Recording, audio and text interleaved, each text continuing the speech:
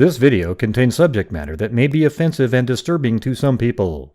If you are the type to require a warning throughout a video or show, let this message serve as your warning. This channel discusses the harsh reality of true crime. If this warning is not sufficient for you, consider a different genre and unsubscribe from my channel immediately.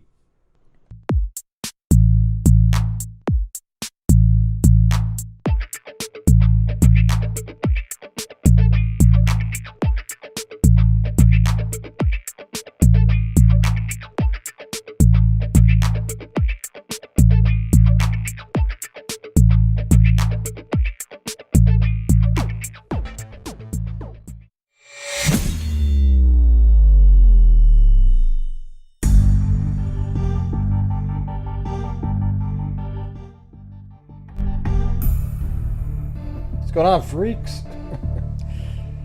I was just watching the little bit of the Blazers play Oklahoma City, and Damian Lillard got his beat the all-time scoring record for the Blazers. Clyde Drexler had it, and he beat that.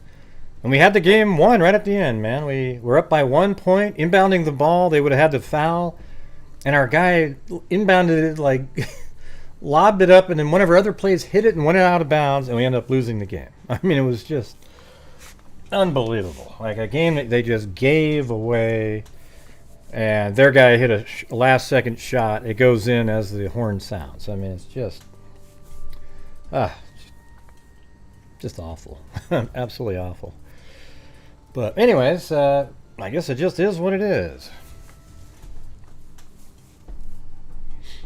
Yep. And, today's just like every other day, you guys, even though it's starting at 7:30. And by the way, Sarita sent me a, look at this. Today is the day pillow. I guess she's had it for a while and sent it to me. Yep, I just wanted to be able to show it to you there, but that's pretty good. Yeah, that was just a ridiculous game there. A really shitty game. Yeah, it looks like it's, I don't know if it's related to, like, the Abby and Libby, but, I mean, was it from that, or? Not sure. Maybe they just say today is the day. I don't know if that was something that, I don't think it was invented for the Abby and Libby case.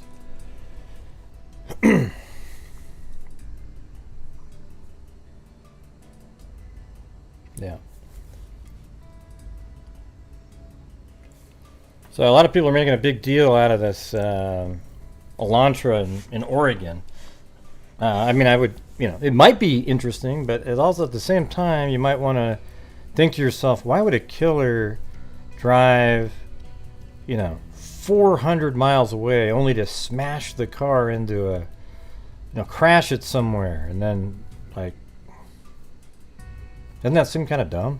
Like, hey everybody, here's my car. Here's the one I was using. Yeah, I got a fly that walks around here.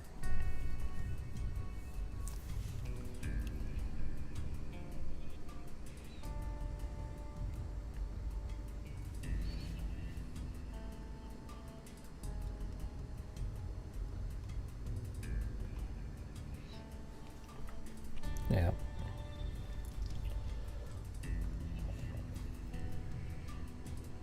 Yeah, hit that like button.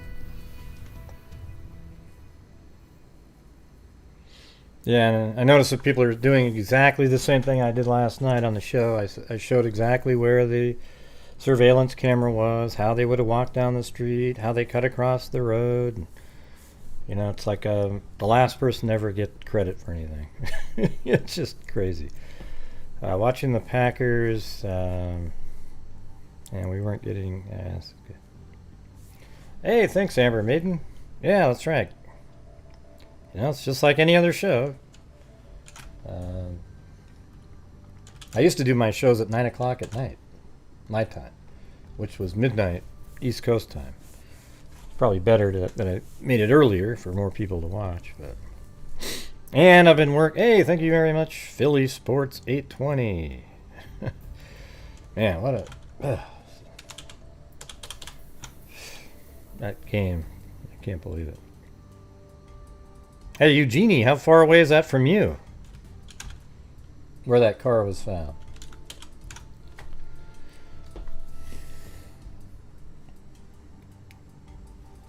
Thank you.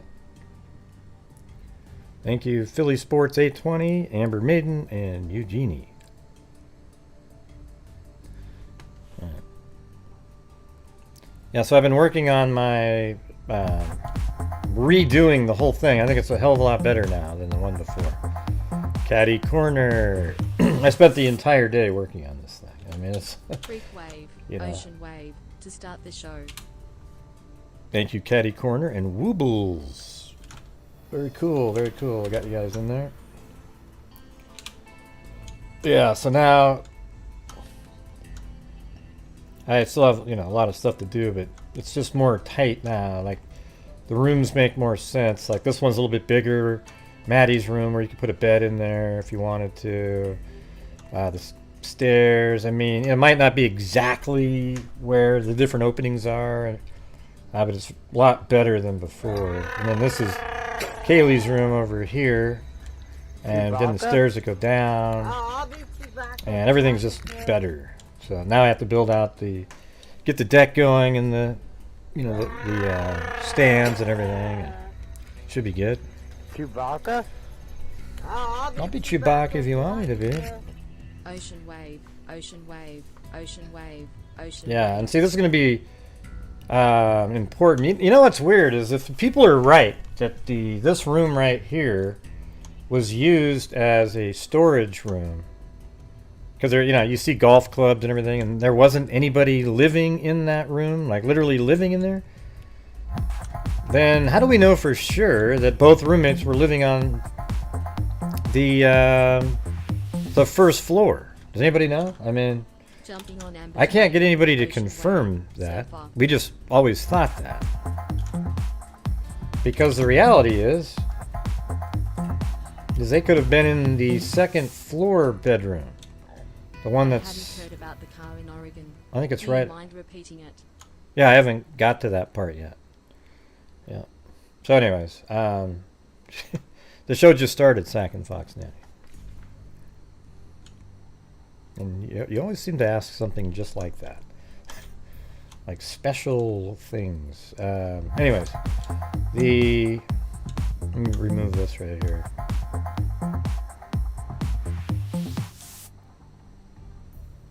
Merry Christmas, Mr. and Mrs. Hughes, and all the Freak family. Well, thank you.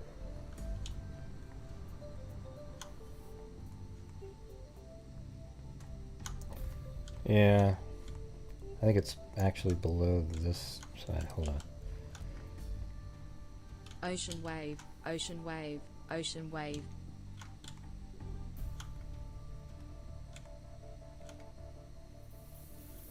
Oops. I just want to... yeah. There we go. See, there's a room right down here if you're in that hallway. Actually, I can just go to my old one that I have open over here. Right here. This is the old one. Not that one. This one right here is the old one. It's got all the deck and everything, but it just wasn't quite right. So if you go into the house here, it's got the floor plan there. Let me get rid of that. Although I think I changed a lot of stuff on here. Where the hell is that?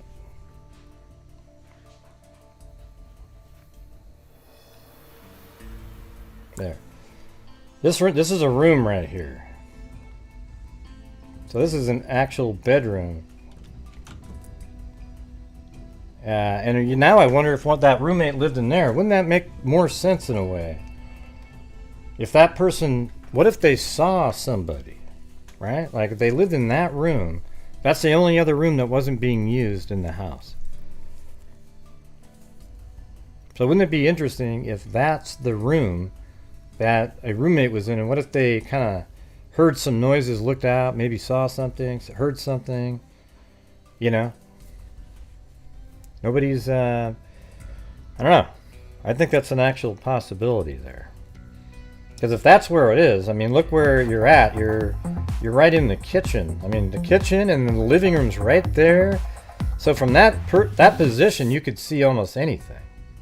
Thumbs up, thumbs up, thumbs up, thumbs up, rolling on the floor, face, crying face, hey, Anna, hey.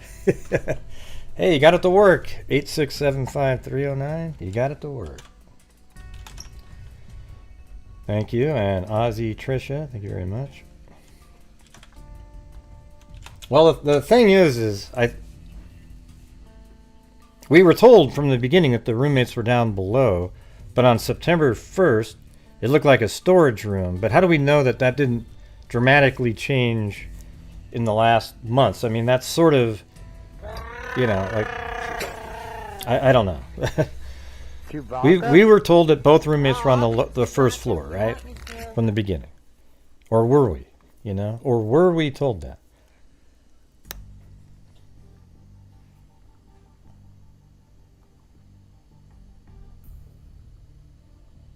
Yeah, so this room was way too small before. Now it's decent size. It's got everything.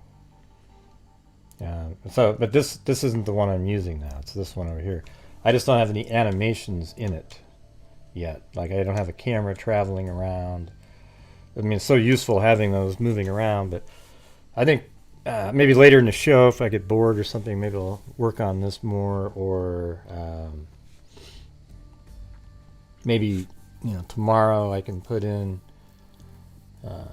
like the deck and things like that, and then get an animation moving around inside the house. I mean, it looks pretty good. Hey, Sherlock Hemlock, thank you.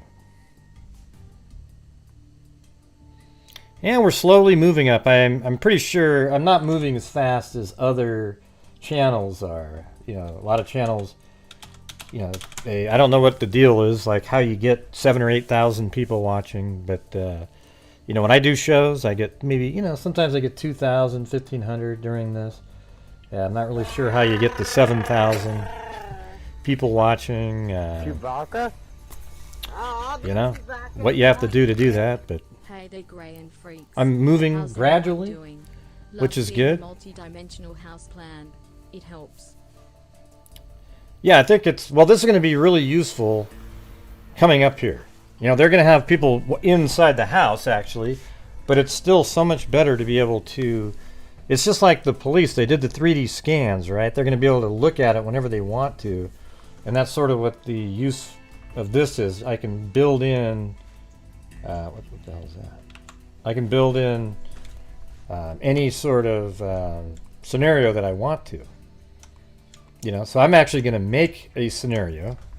I'm going to try to do it where there's a person maybe in the house, and, you know, they get up. I'm going to have to edit it where, you know, so it's hard to make a thing where you can see everybody all the time, because there aren't animations that you can use that are that long. I do have my own, I haven't used it for years, but, or maybe 2 years now. But I could actually record my own self. I have these gloves that I put on. I have this hat that has, and you use, it's called IPI Soft, and you actually record your own motions and then apply your motions to characters, you know, like motion capture. And that's how I did the animations for the Libby and Abby video on the bridge, for example. Yeah. Yeah, so you have like a Sony Move that I put on a hat on Velcro, and then I have gloves that have Sony Moves on the end, and then it records your hand motions. You know, it doesn't know what you're gripping or anything like that, but it knows if your wrists are bending, and then you put one on your head and all that, and then the rest of it just records. It knows how far away your legs are. I mean, it's pretty amazing how the technology, whoever made that. It's pretty crazy. Well, it was IPI Soft who made it.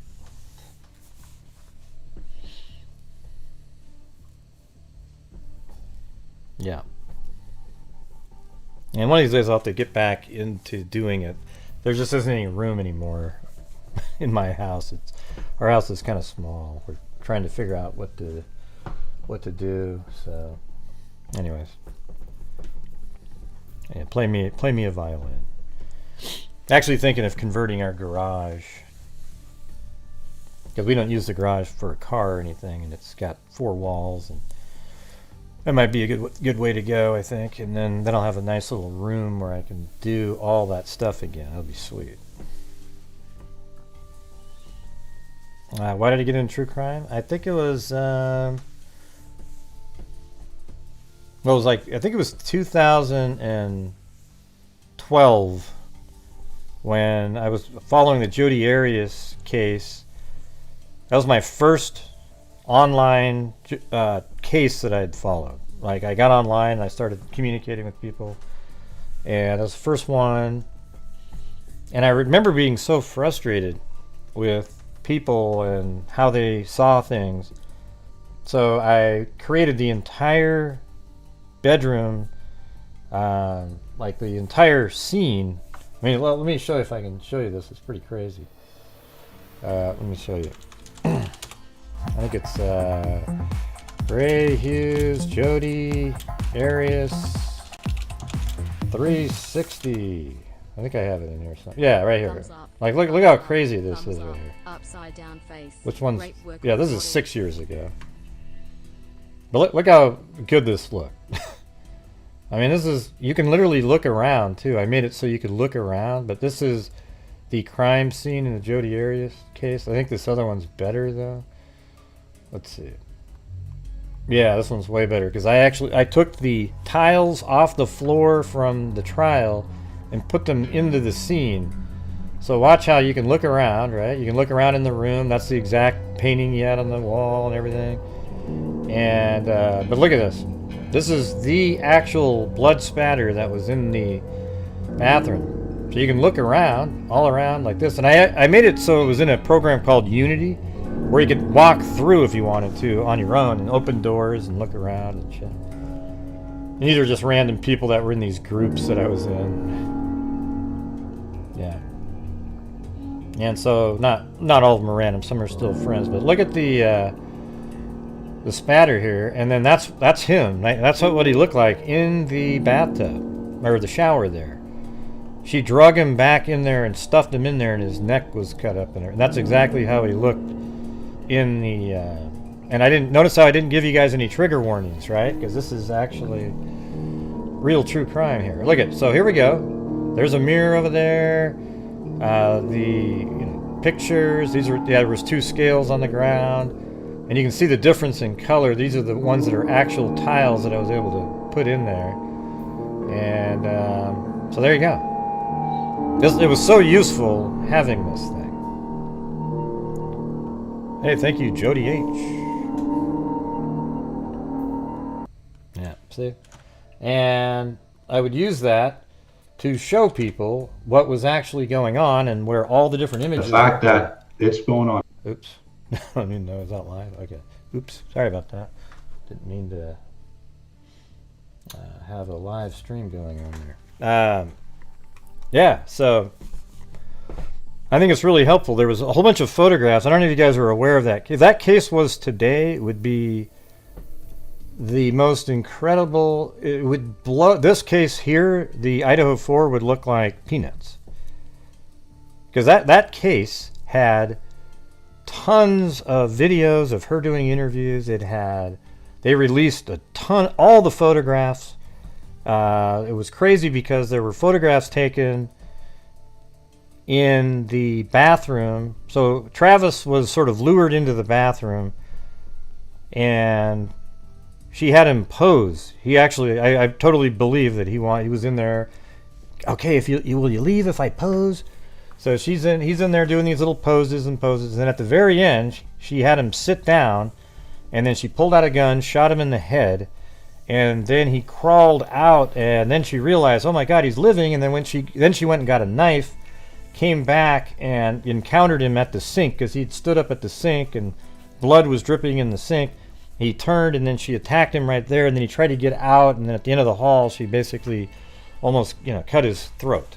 Okay, so that happened, but it was wild because they retrieved photographs off of her camera, like 13, 14, 15 photographs of him in the shower, sort of standing there, posing, doing things. And then one while he's sitting on the ground, then one just of his lower section while he's sitting on the ground.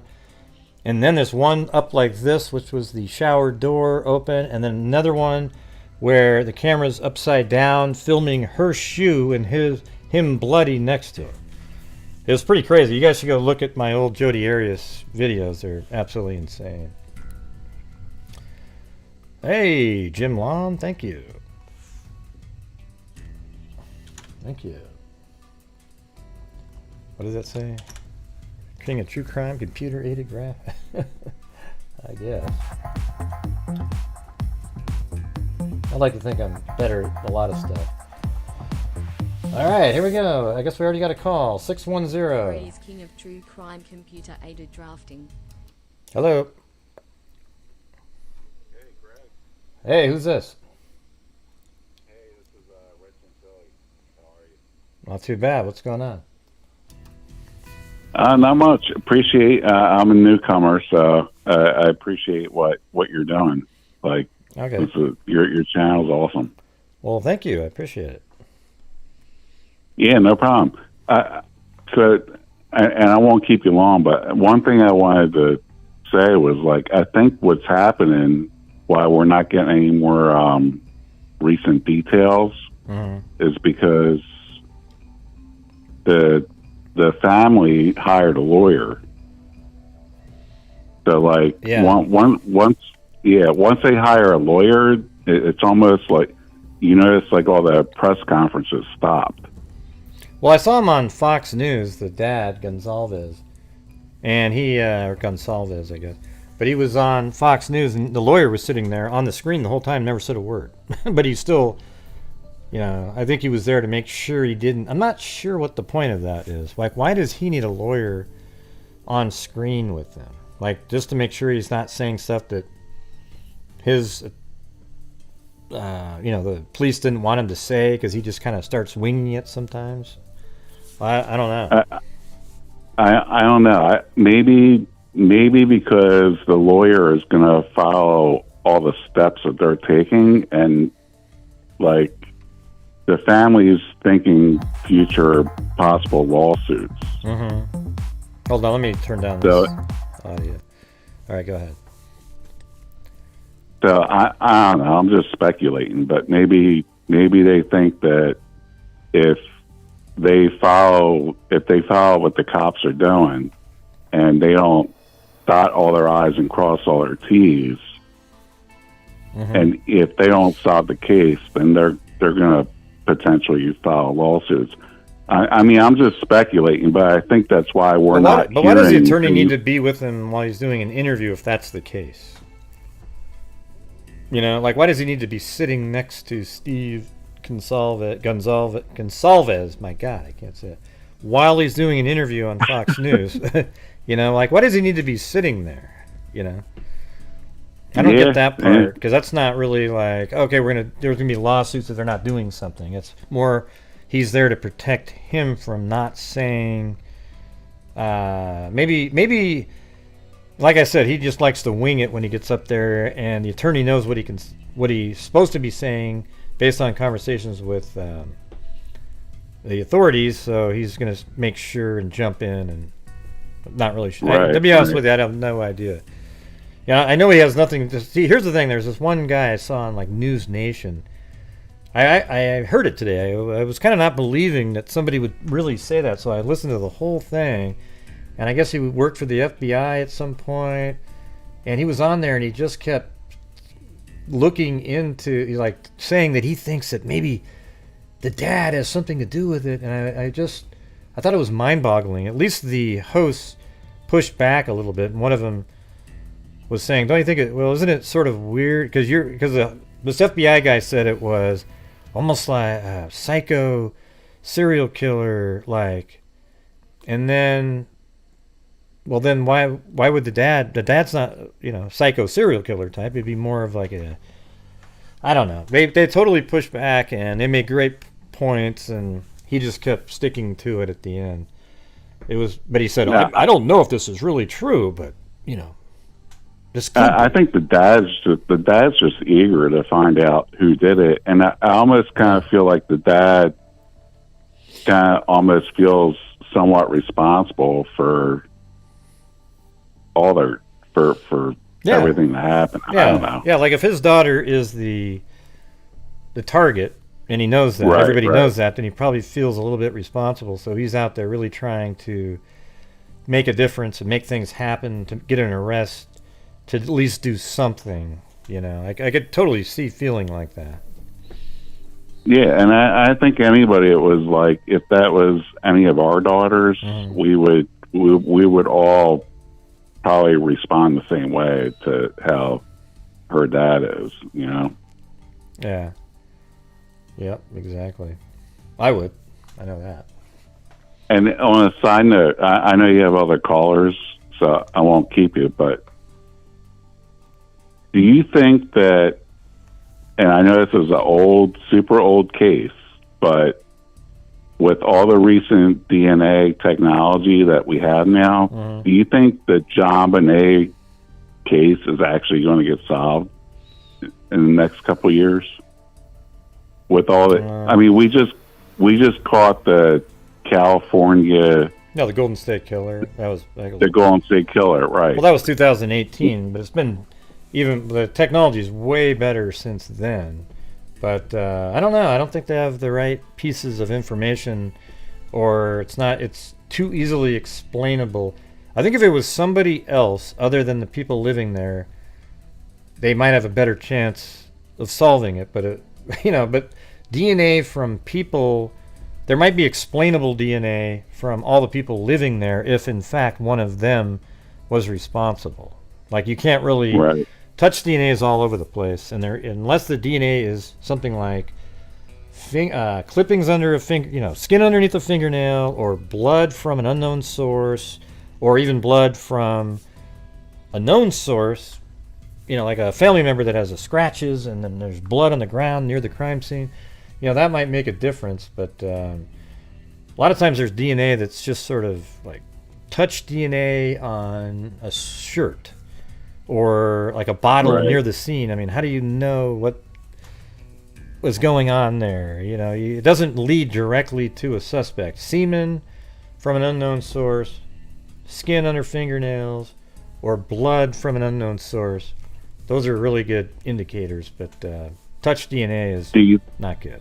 Do you think they have enough DNA left from the evidence from John Bonet? I don't even know if they barely even had any anyways. And wasn't it just sort of like these underwear that had DNA from somebody at the factory that actually packed the underwear? I mean, it was really stupid. Yeah.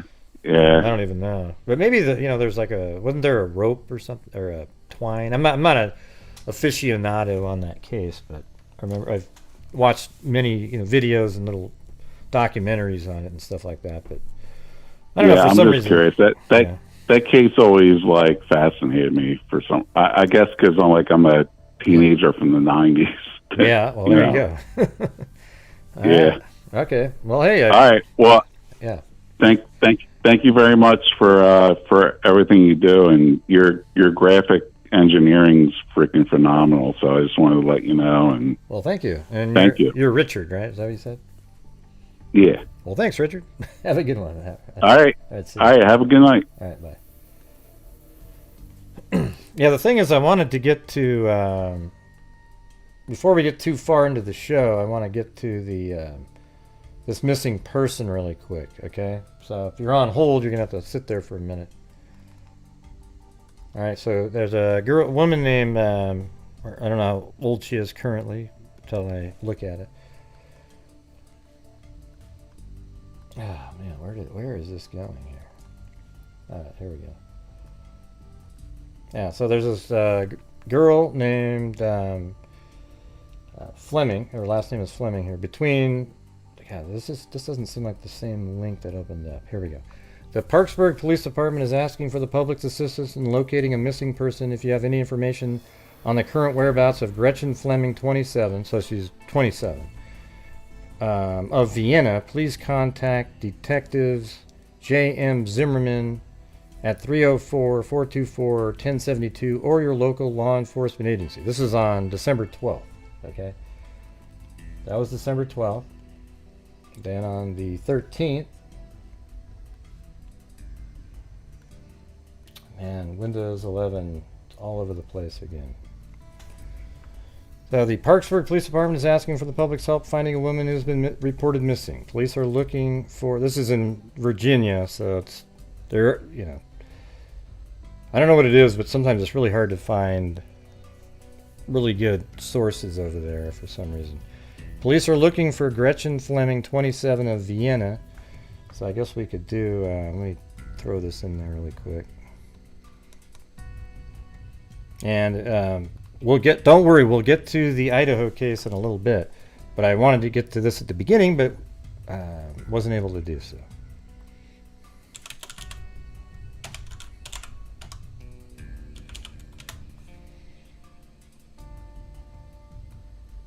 All right, let's let me get this dialed in here. Gretchen Fleming. All right, this is in Vienna. Oops, that's not what I wanted to do.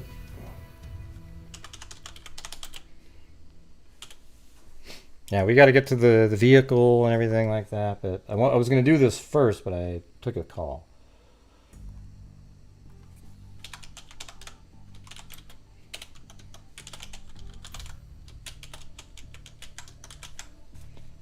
I think this might work. It's only got one M. No.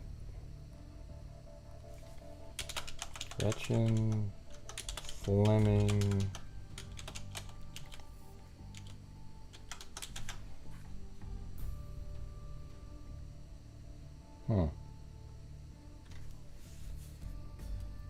That's not her. How do you spell, let me just do Virginia. It's not a very common way to spell your Fleming, I know that.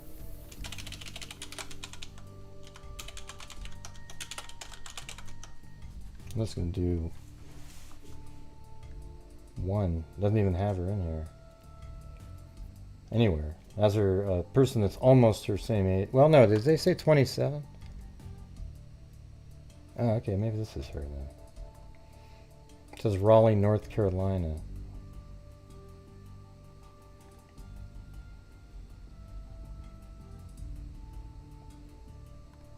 Let's see if there's one for, yeah, West Virginia.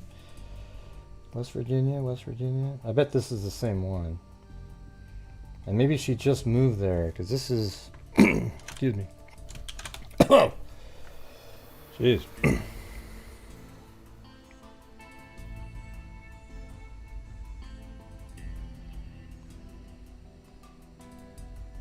Yeah, I think this might be where she lived in 2020. So, yeah, it says West Virginia up here. The Parksburg Police Department is asking for the public's help finding a woman who's been reported missing. Police are looking for Gretchen Fleming of Vienna. I mean, this is the only Gretchen Fleming that's 27 years old in the entire United States. Or at least in been verified, that's 27 years old. Anyone with information on Fleming's location is asked to contact the police at 304-424-1072 and reference the case number P2207164. Alright, then that was on the 13th. Then on the 15th, they hold a vigil. The Vienna church opened its doors for the family. Members of the community came to the church throughout the vigil to provide well wishes for the family during this time. Family members at the vigil spent time talking about Gretchen's character and sharing memories. Gretchen was a bubbly little child. I was living in Carolinas. Okay, there you go. That's her then. When she was younger, and the family would come down and visit us for vacation.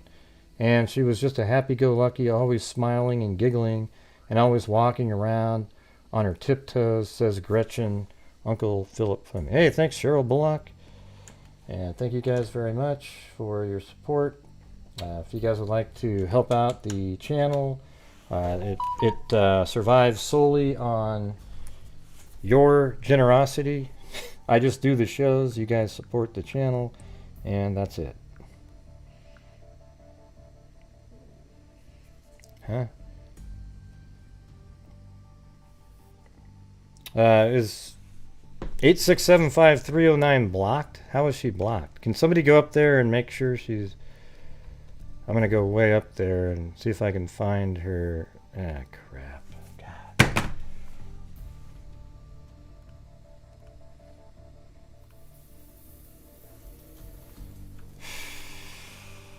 I don't really know how to do it mid-show. So if anybody, if you can go up and somehow unblock her, I don't know. Somehow she's not able to communicate in here. Alright.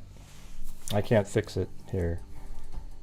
No, it's not Jenny, it's Jenny Penny, but yeah, she's not, apparently she's blocked. Anyways, Gretchen was a bubbly little child. I was living in Carolinas when she was younger, and the family would come down and visit us for vacation. And she was just a happy-go-lucky, always smiling and giggling, and always walking around on her tiptoes, says Gretchen's uncle, Philip Fleming. We used to call her Twinkle Toes, and I even saw her at an event just recently. It was Thanksgiving, actually, and she was walking on her tiptoes, still at 27. So, Twinkle Toes, my wife and I always joked about that. The Fleming family says that they are thankful for the community's support at the Vienna Baptist Church. Family members say they hope Gretchen is well and will be here soon. So, hey, one of the mods, can you go up and make sure you can, unblock her if she's blocked? Because one of you would have had to have blocked her accidentally if she's blocked. All right.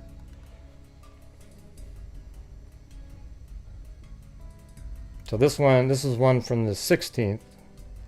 An intense round-the-clock investigation is underway for a Wood County woman who went missing earlier this month. The Parksburg Police Department is asking for public assistance in finding Gretchen Fleming, 27, of Vienna. Detectives report she was last seen the night of December 4th, so I mean this is quite a long time for a couple weeks at least. But relatives didn't realize she was gone quickly and did not file a report until this week. Police located her purse and phone, amping up concerns. Yes, that would do that. Detectives have worked around the clock since then to cultivate information, Parksburg Police Chief Matthew Board told Eyewitness News. The public has really stepped up in regard to tips, even if it wasn't from that night, giving us information they thought was pertinent. The combination of that has really expedited the investigation to the point where we are able to obtain some search warrants. Oh boy. Police aren't releasing details. That means there's some individual that the tips have led to, probably a guy that, there was threats or some sort of violence. Because if you're able to just interview people and it leads to a warrant, then...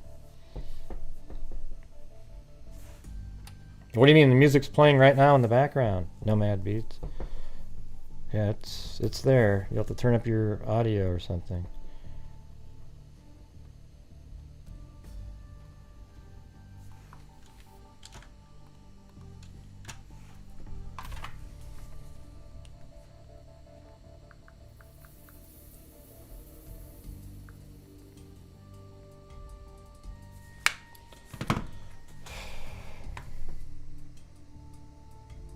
Did you guys fix that?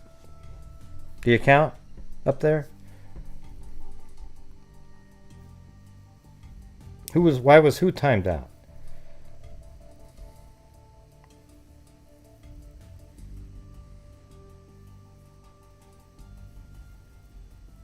Okay, well maybe she just needs to sign in. Like sometimes if you don't sign in, it works like that.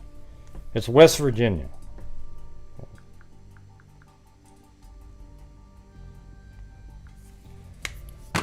Alright, God. Fleming was last seen on December 4th at a Parksburg bar. She wasn't reported missing until Monday, December... See, that's weird in itself. Like, she goes to a bar and then she isn't seen for 8 days and then she's reported missing? It's pretty scary, friend Jennifer Gardner said. When I heard news, there was sort of a knot in my stomach.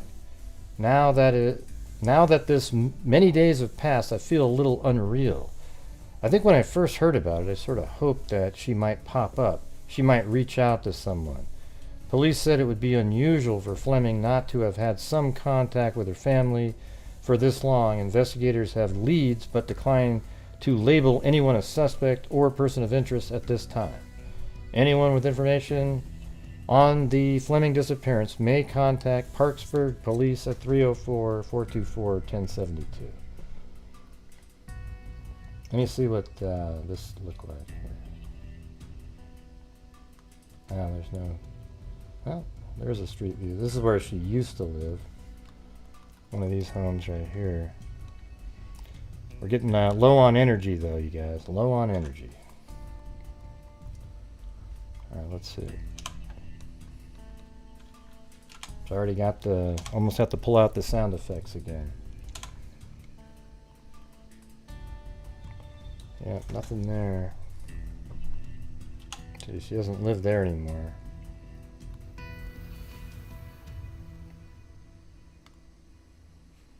Okay, that was the 16th, and then on the 17th, authorities continue search for missing Vienna woman. The last physical location we know Gretchen was at was the Mayway Lounge. Okay.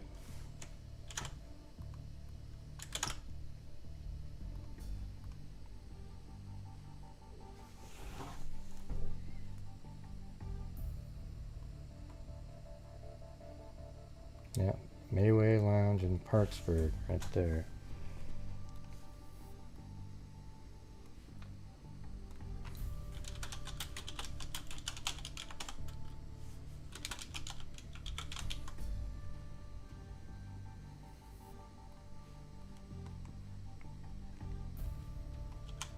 Not sure what's going on with the map here.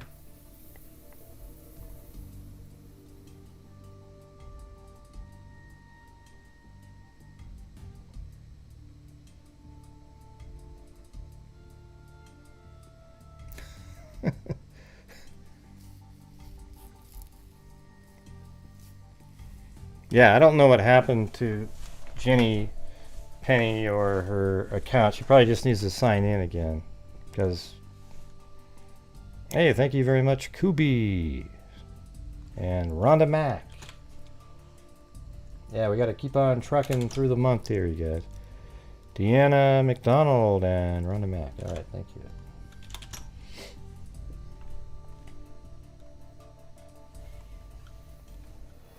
Let me see what that looks like. Is it like a dive or something? Or?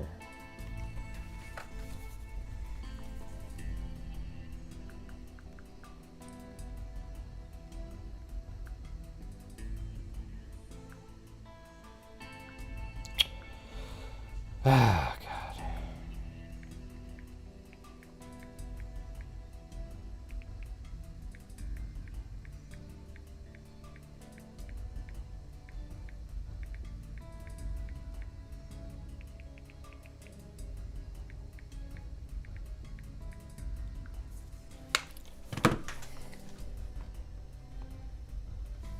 Hey, thank you very much. Adam's Lost House Cat.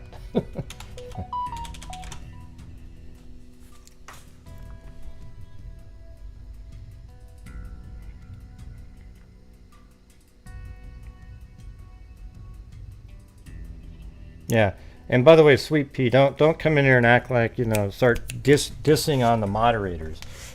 My moderators deal with more trolls than every other channel combined times 10. Okay, so you know, if you're in here bitching and moaning about them, you know, it's just not really welcome. I appreciate you being a channel member, but I'm not going to sacrifice the reality to satisfy your dream of bashing the moderators into oblivion. Okay. All right. Hey, thanks, Maylee Zayla. Are you kidding me? How do I say that one? Maylee Zila Emily. There you go. Well, thank you.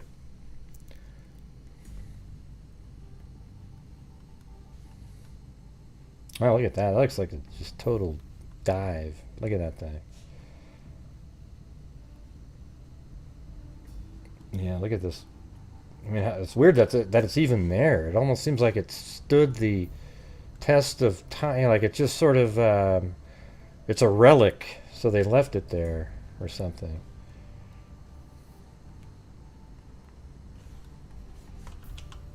Yeah, let's see if they've got like some kind of. No, I was hoping they had a 3D, like a 3D inside the building. Look at that. Wow, this architect was fantastic, don't you think? I mean, I think almost any one of us could build a building like that without even going to college or any schooling whatsoever. As a matter of fact, I could model this building in a minute. Here, let me show you. Watch. I'm going to build that house in 1 minute. Here we go, everybody. Okay, the clock's ticking. Done. Woo! Done, you guys. Man, I got done with that sucker and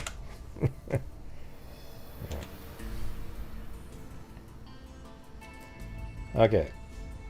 So let's see. The Parkersburg Police Department is investigating the report of a missing Vienna woman.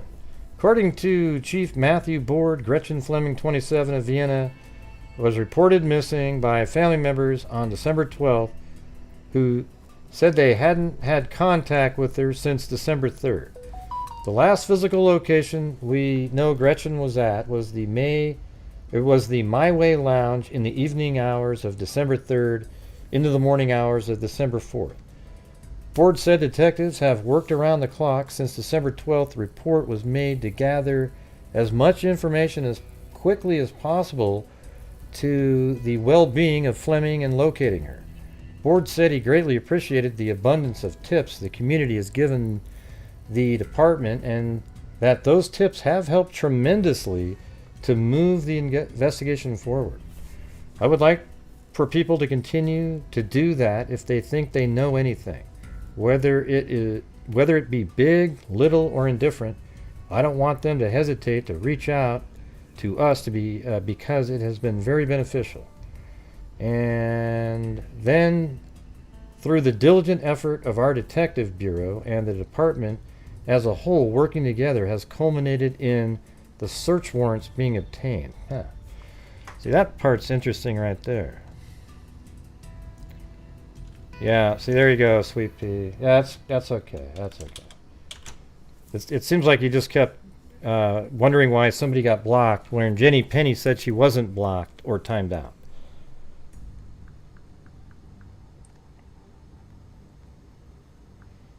Yeah, she. I mean, we already went up and looked. And by the way, why'd you have to do a goodbye super chat? Okay.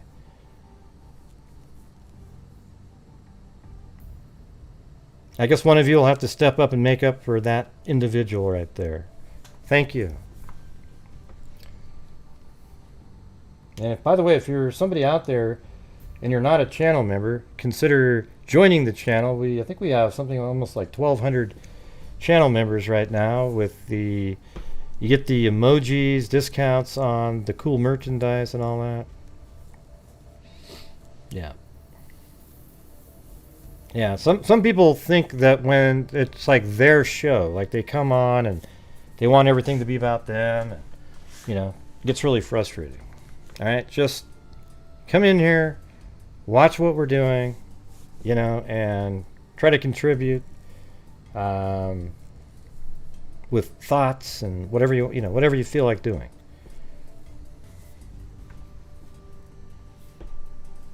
But we don't do the game where here's the thing is, if you're somebody who just doesn't like the way it is in here and it makes you angry, the different people and stuff like that, I'm not going to be one of those people that beg you to stay, okay?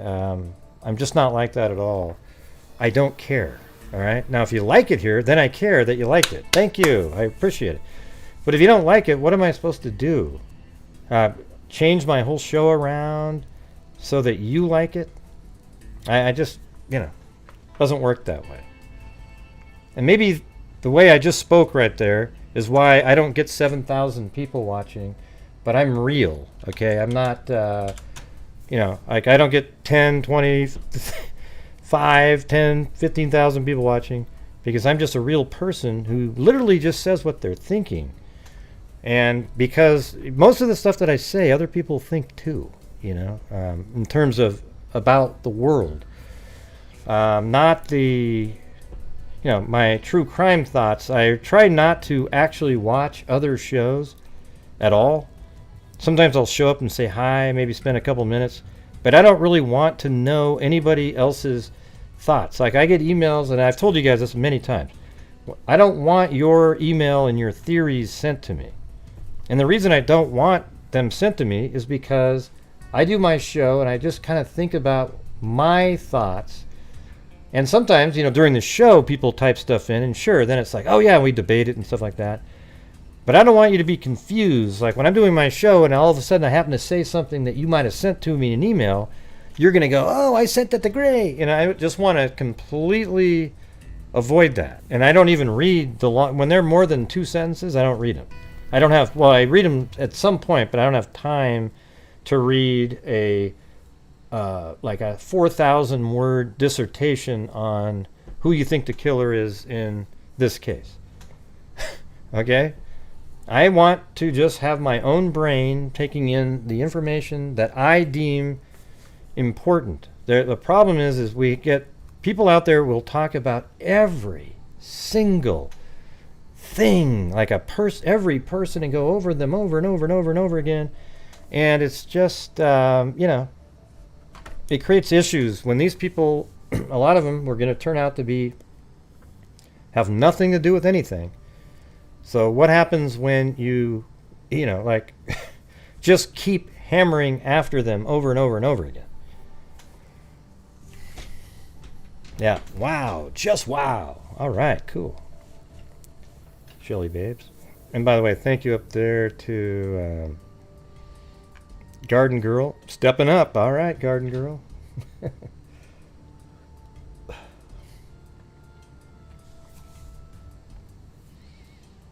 Let's see. Board said various search warrants were served at a couple of locations, but couldn't comment on those locations or the type of information the warrants produced. He said if any members of the public were around the area of the May Way Lounge on the night of December 3rd and might have seen something or know anything or might have information they think is pertinent. Yeah, I think that's probably where something went down then. I mean, if she was actually seen there, did something happen to her when she left? Hold on, let me see what the update is here.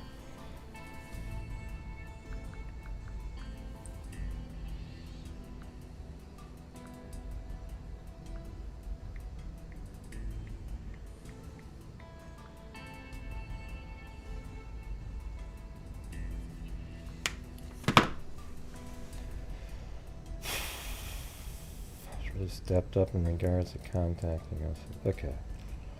So we got that one, and I think there's just one more, and then we'll get on to the new information.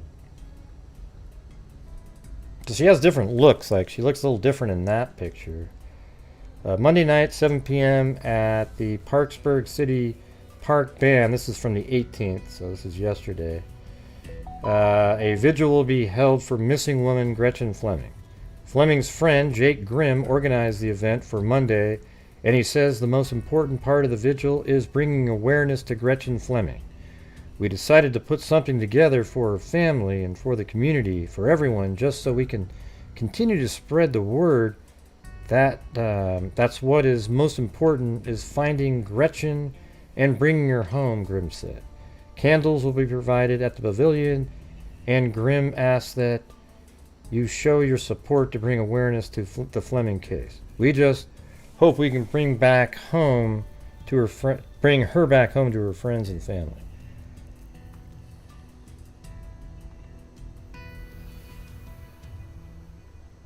Yeah. Okay. Oh, that's just... I mean, it's just weird. So wouldn't it be cool if all of the people covering the Idaho 4 case would take a minute after they've got thousands of people watching and cover this just for a minute, I bet it would make a big difference. I mean, this girl seems like she was just at a bar and went missing from the bar. And that's a scary scenario. Now you're looking at some psycho sitting there. Maybe she had a few drinks, but maybe there's got to be camera footage there, don't you think? Here, let's look at the building here in the back. Maybe there's... looks like I almost have to... Let me save this. And then open it back up again.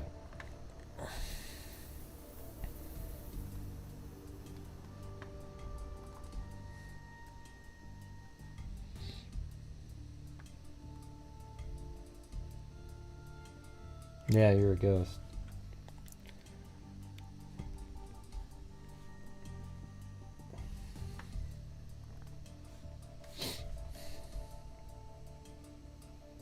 Hold on one second.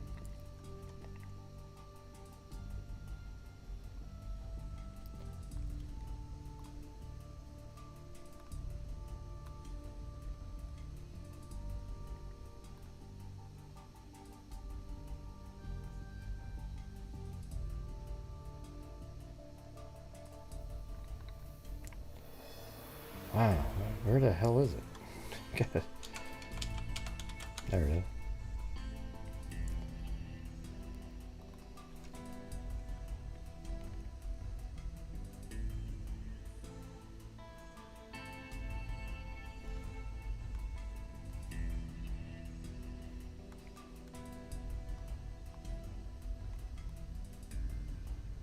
Wow.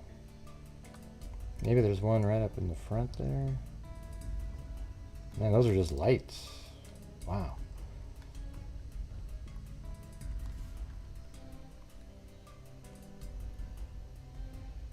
And that doesn't even look like there's one. But that's 2012, so who knows what that looks like today. Probably doesn't look anything like that, I would think. No, why would I watch that show, Claire?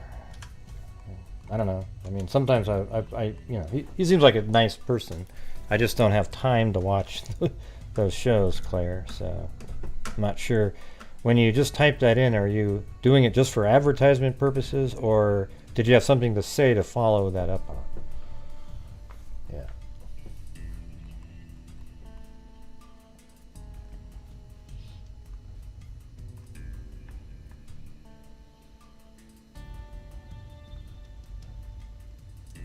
Oh, and thank you to Marine Co. on PayPal. Thank you very much. Appreciate it. Yeah, PayPal is probably the best option, mainly because it doesn't take the same percentage that YouTube does. It's crazy. I don't know. I wish there was more information on this, but it sounds like they've got warrants going on. So it sounds like they must have been able to determine, like, who did she meet at the bar, basically, and then did they tell them about her relationship with that person? Oh, and thank you also to Trish Atwell on Venmo. Man, I got a Venmo again. Who the hell? I've never even heard of. I've never done a Venmo myself. So thank you. What do you guys think? I bet you she went to meet somebody at the bar, and then her friends told the police about that situation, and then that's led to search warrants based on that information. And they're now trying to locate her. I bet you they think that she's not alive anymore. That's what I think. Because if you're getting warrants and she's missing, then that means they believe something pretty bad happened. Yeah, so I guess we'll just keep updated on this one as it goes. All right. So there you go.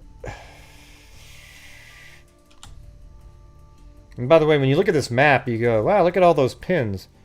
That is absolutely nothing. I mean, if I turned all the pins on, let me just show you. Look on the left part of the screen. Watch this. These are all turned off. Just watch this. Every one of these has no pin showing, but they exist. Yeah, those are counties there, so that doesn't count. But yeah, it just goes on and on and on. It absolutely fills the screen with yellow pins. All right, let me get to these phone calls. All right, 216. 216. You're on. Hello. Hello. Okay. 801, you're on. Can you hear me, Greg? Yeah, I can hear you. What's going on? Who's this? Wait, which? You're a skeptic like I am. Yeah. Necessarily any of these. Where are you? Are you like 100 feet into the ocean in a deep sea diving suit? It's like that's what it sounds like. No. Oh. I am. I'm on my way to Utah from Montana. Oh, I see. So you're like in a truck. No, I'm in a Corolla. Oh, okay. Well, I'm just saying it's really loud. Okay, go ahead. What were you saying? Yeah, sorry about that. It's all right. Okay, so I'm a skeptic like you. I'm not convinced of any particular person that I have any confidence that anybody did it necessarily. And I don't think there's enough evidence to point to anybody right now. But I am also not so sure that if I wasn't on a jury right now, that I couldn't be convinced by a competent prosecutor of a certain individual with the evidence that we have in front of us. And there's only a couple other things that would need to fall into place for me to see myself possibly convicting somebody. And that would be eliminating the Elantra. They can just eliminate that, and we can find out that had nothing to do with the killer. And we could get some text messages showing this individual was maybe jealous or angry or upset, and we had no forensics, nothing else, and maybe had some friends come and testify. I think we might have enough to get the ex-boyfriend already. But what makes you think what makes you're certain that it's the ex-boyfriend? That they seem to clear him. I am not certain at all. I'm still saying, yeah, there could be a serial killer, there could be somebody else in the inside, inside circle of these friends. It could be a lot of people. But I'm also saying you put me on a jury, you eliminate the Hyundai, you get some friends to testify how jealous this guy was and how upset he was that she was moving to Texas without him, and how he wasn't going to be able to see the dog anymore. Yeah, we went. That's all in the that theory that I made a month ago. I made a whole video on the entire theory of him before anybody else was even talking about him. But then I hid it after. I didn't hit it. I put it for members only after. They cleared him because it took a long time to clear him. But I mean, he does fit everything. Like, if you were a guy that just got broken up by the girl, so he's the one that was jilted. They share a dog together. She's going to take off and move to Texas. He has the combination. Yep. He knows how to get into the house because of the dog, likely. He knows all those people. They tried calling him at night, but apparently the reality is that he was at home and he was awake, but his friend said, "Don't answer. You're always answering every time she calls, so play hard to get. Like, don't just always answer her phone." So he didn't answer, and then now he feels really shitty. Yep. So I mean, if that's the reality, so it doesn't sound that as nefarious on that. Right, and he very well could be completely innocent, but that doesn't necessarily mean that if the Elantra shows up to be nothing. Yeah. And they have other alibis for the 4chan theory folks with the altercation at the frat, and they don't have anything else. I could see him being charged based purely on circumstantial evidence, and I could also see a jury convicting him. Well, that would be sad. If he got convicted on what's available now, I'd be just I'd be livid. I mean, that's not anywhere near enough information. Well, let's say, Gray, that they have some text messages of him, and he's clearly upset. Mm-hmm. And there's a very good prosecutor that says, "Look, this guy was losing his head." Yeah. And they got some friends saying, "Hey, he was losing his head." I could just see him easily. They're just waiting for this Elantra to show up as a nothing burger. That it was maybe some high school kid who was at that party drinking, and somebody picked him up. And because really Taylor Avenue, there's nothing special about a car being at Taylor Avenue at 3 a.m, I don't think. Mm-hmm. I mean, that's a pretty main road to that field and to a lot of things going on. What if it was later, though, like at 3:45-ish? Well, I think they still don't know when these people were killed. I mean, they have an idea, but they don't know. And the coroner that's in town, she doesn't seem like a very credible person to put any sort of timeline on it herself. Mm. And so I would say, well, if the murders happened at 5 a.m. or 5:30 a.m., how are you going to disprove that unless there's somebody else more competent than her that has some evidence of that? Yeah, I just don't think there's anywhere near... I mean, they might have information, but the information that the public has, I'd be ashamed to bring charges against somebody with the information that we have as a public. Yeah, and that's the question: is if you were in this town and you had all this pressure to get somebody locked up, yeah, and then we're a year down the road from now, and there's nothing all these leads have been dead ends. Yeah. And you go back to the original theory you had from day one, mm-hmm. and you say, guys, we got to give it a shot and go with it. I'm not so sure that they couldn't already get him and convict him, even if he didn't do it. No, I would think it would be really tough in today's world of, the super sleuthy, every single person thinks they're like they got everything dialed in. They're going to need to have all these things tied up in a neat little bow, and there isn't anything like that now. If this is all they have, there's no way anybody could sell that to anybody. Like, it's just sort of, well, he was upset. She just broke up with him.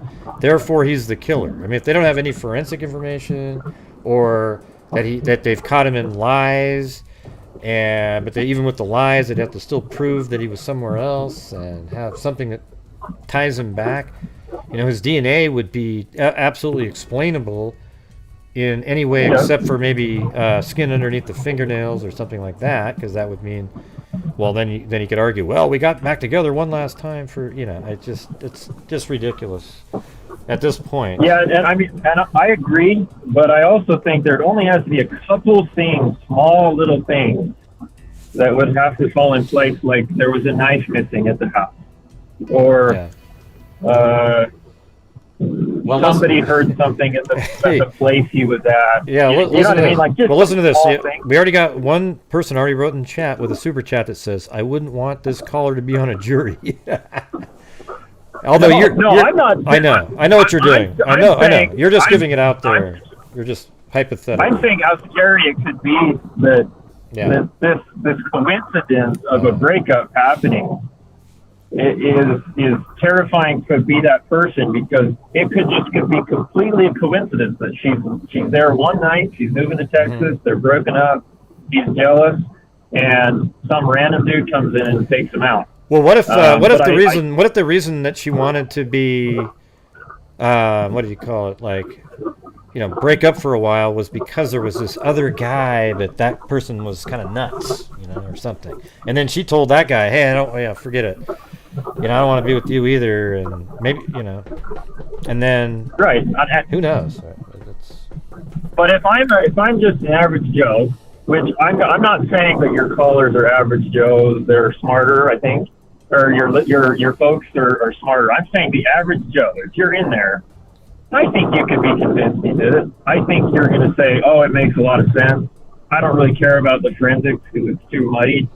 I can't see anybody else that's really a stronger suspect.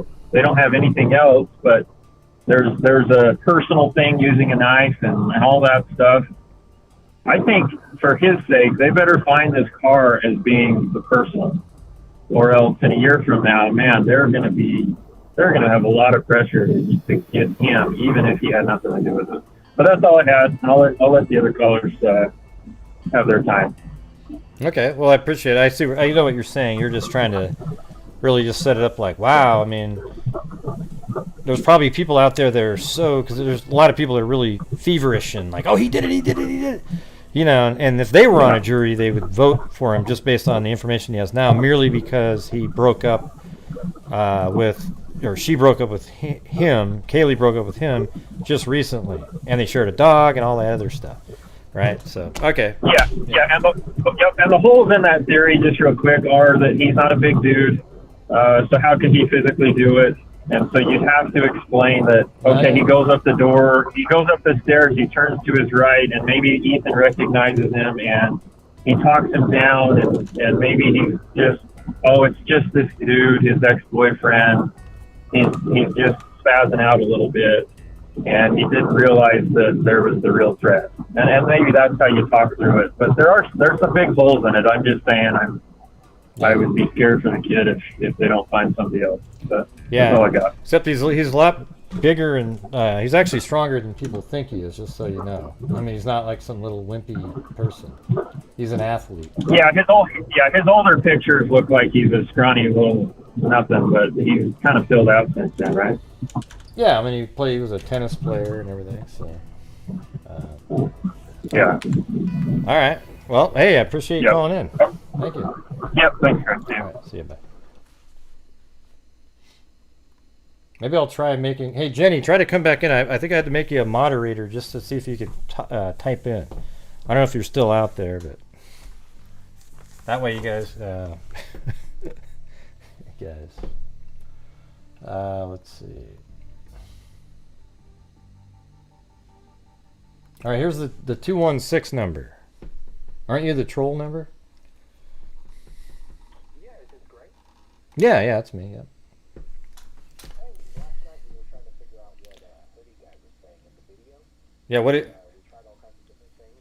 Did you come up with anything throughout the day, and were you thinking about it?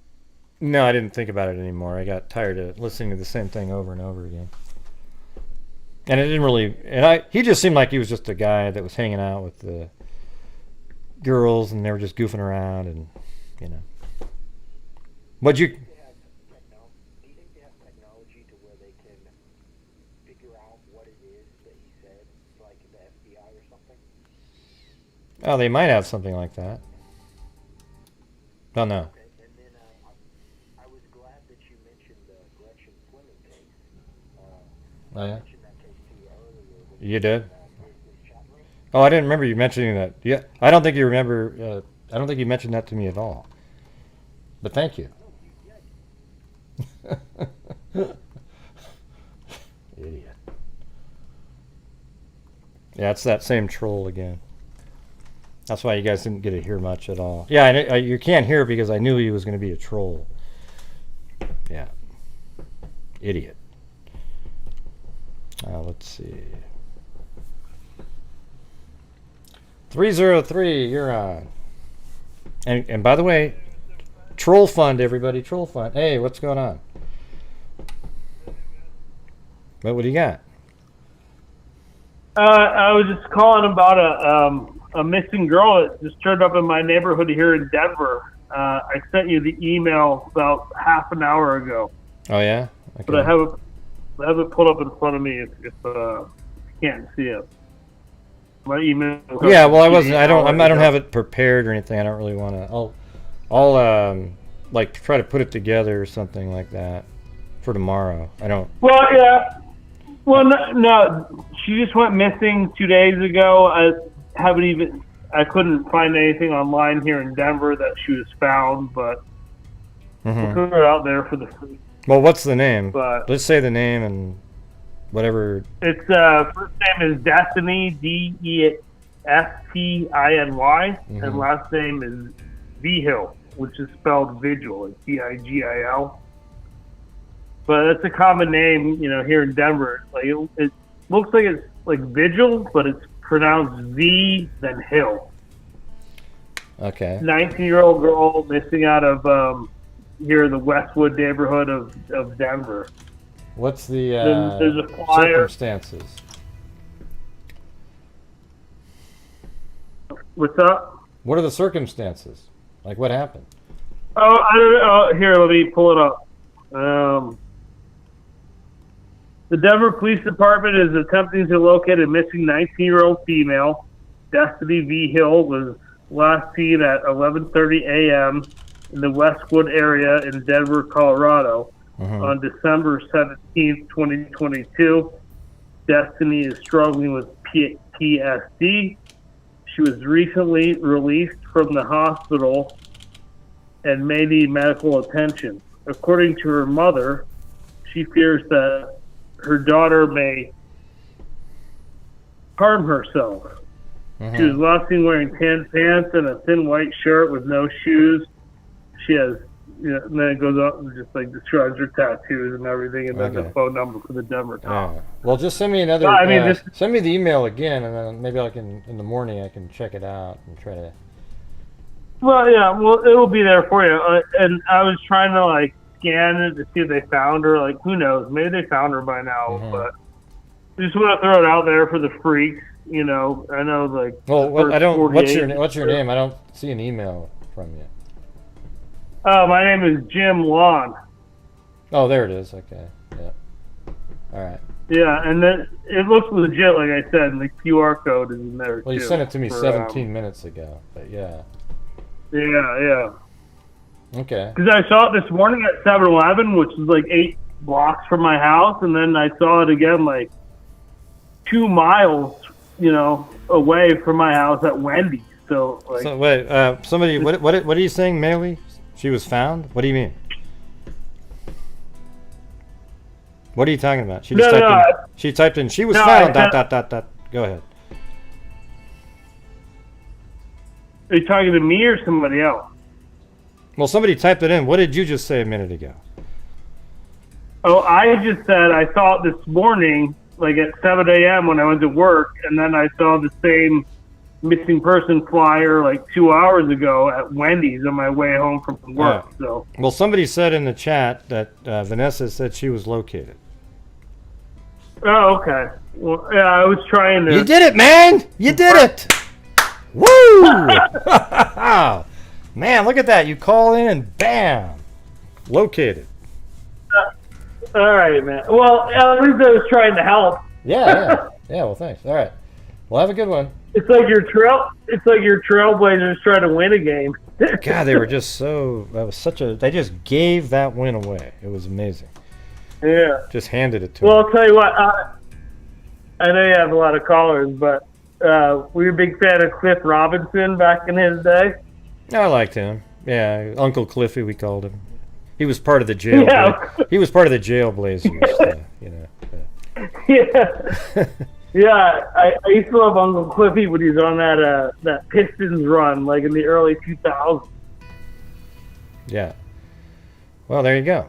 And then I think he went to Golden State, and then I think he went to the Nets and then retired. But yeah. Anyway, well, yeah.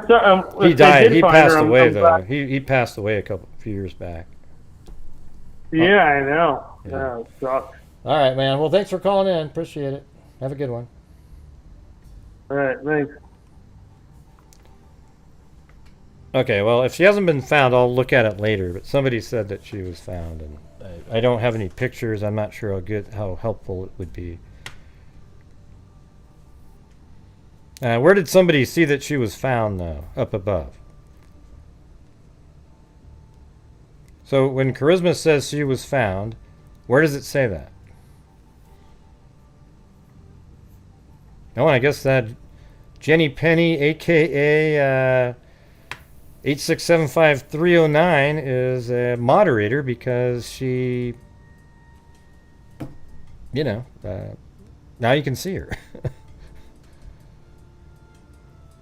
Why would she be blocked, though? Maybe it's the name. It's so...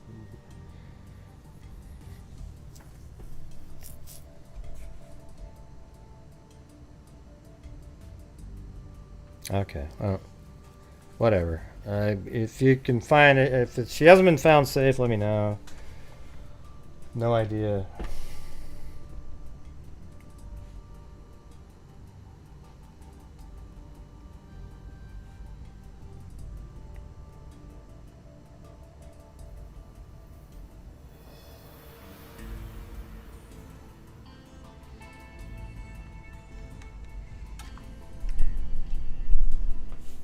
Okay, the Aware Foundation shows she's found. Okay, good.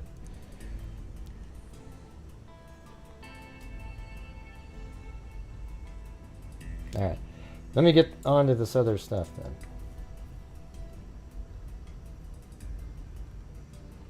So here's the update from today from Kings Road Homicides.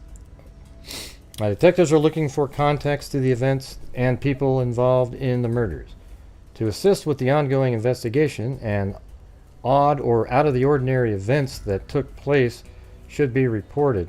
Any odd or out-of-the-ordinary event. Our focus is the investigation, not the activities. Your information, whether you believe it's significant or not, might be the piece of the puzzle that helps investigators solve the murders. And the telephone number is 208-883-7180. You know, I guess that was what they normally say. Now here's the today's. Thanks, Doohickey. Thank you. Yeah.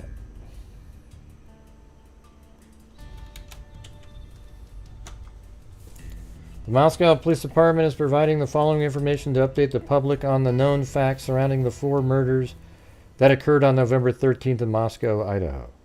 Moscow, Idaho.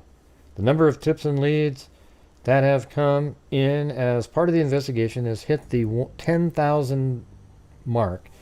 Investigators can, man, 10,000. That just shows you a bunch of people on YouTube sending every tip in. Investigators continue to have the same level of resources, including a dedicated team reviewing digital content. Digital submissions of tips and leads are not made public for investigators as part of the ongoing commitment to keep information safe, because it can be a powerful tool in the investigation process. Thanks, Stu Hickey, and also Philly Sports 820.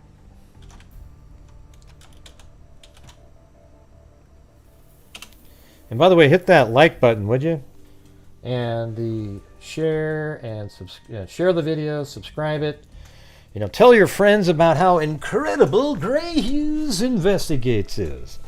How he literally talks about the important elements of the crimes, not all the fluff on the side that's entertainment for the masses. All right. Progress continues to be made in finding information about a white 2011, 2013 Hyundai Elantra in the immediate area of the King Road residence during the early morning hours of November 13th. Investigators continue to believe the occupant or occupants of this vehicle may have critical information to share. I think they believe that the white Elantra is involved. I've said this since the moment they mentioned it. They don't do this. They don't ever talk about a vehicle because they want to talk to see what they may have seen. They do this because they believe the vehicle itself is related to the homicides. Okay, that is, if that isn't the reality, I'll be shocked. That means they've done this massive fishing expedition to ask a couple questions. No way.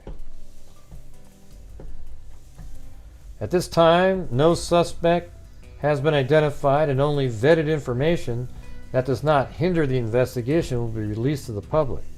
We encourage referencing official releases for accurate and updated information. Digital media video can be submitted at fbi.gov, Moscow, Idaho, or tip line at cimoscow.id.us.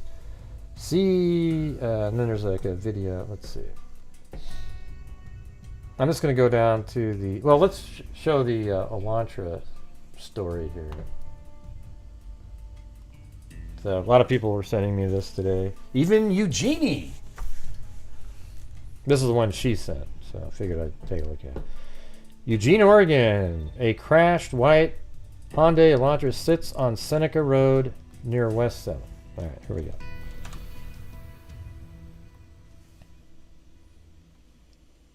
I just want to get into this case here.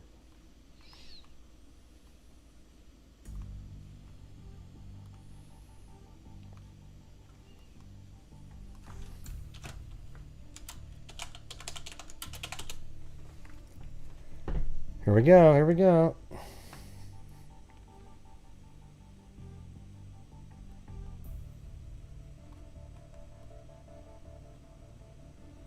West 7th, Seneca Road. Okay.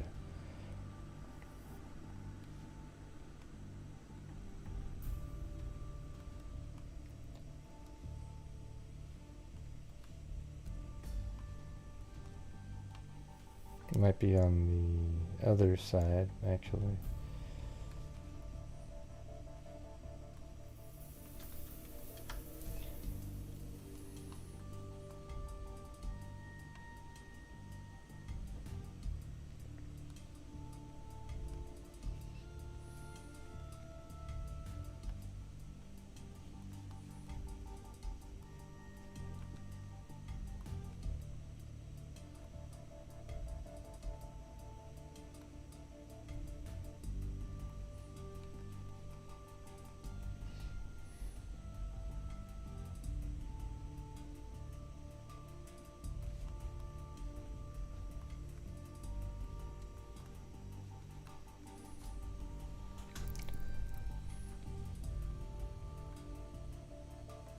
I mean, Eugene's probably, 400 miles away.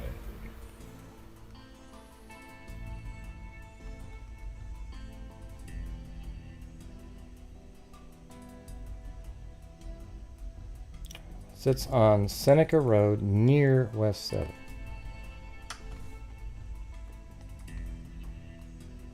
This is Seneca. That's West 7th.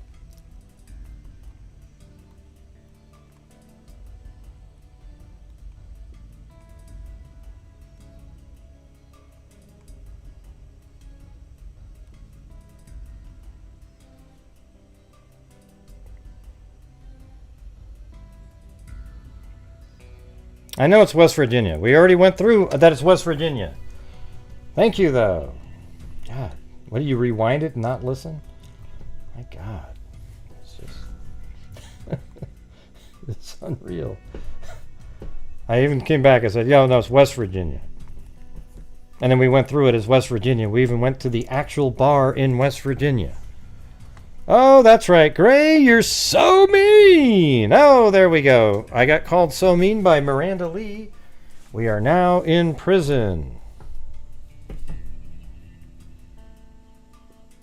You see what I'm saying?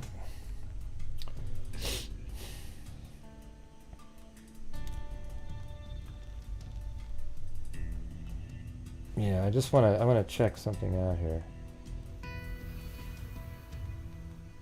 Yeah, I don't know.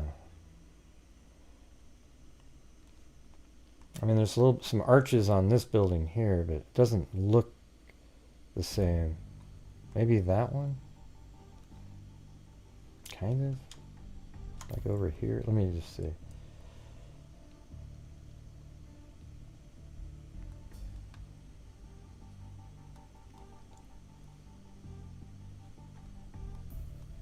kind of looks like that. I wonder if it's over here then. 'Cause it doesn't seem like it's going to be the front of that building.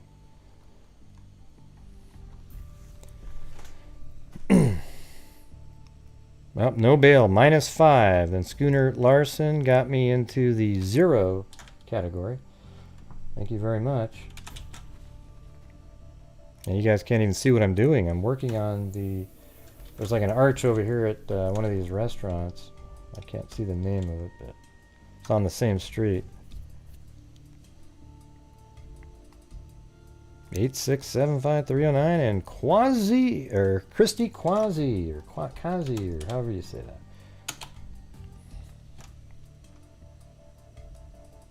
Miranda Lee. So what are we at now? a jail donut that's still kept me at 0. I got another, just a shank and smuggled in. It wasn't bail. That's still at 0. And Miranda got me a little bit bail in there. And then bail bond fund, we're just at enough where the guy in the jail might look the other way. That's about it. You're going to let me sit around on the streets and not even be able to get home. It's awesome.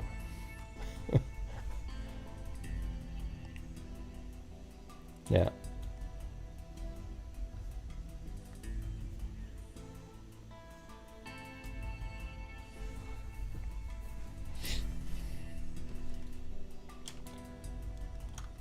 Yeah.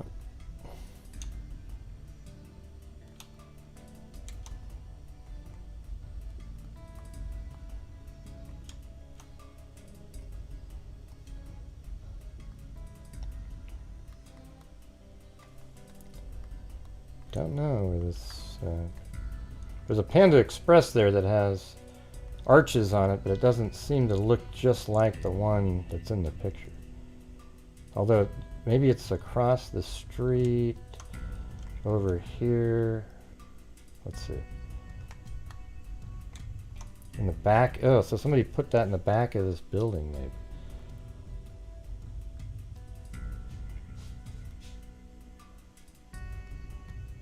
Yeah, so could that be it?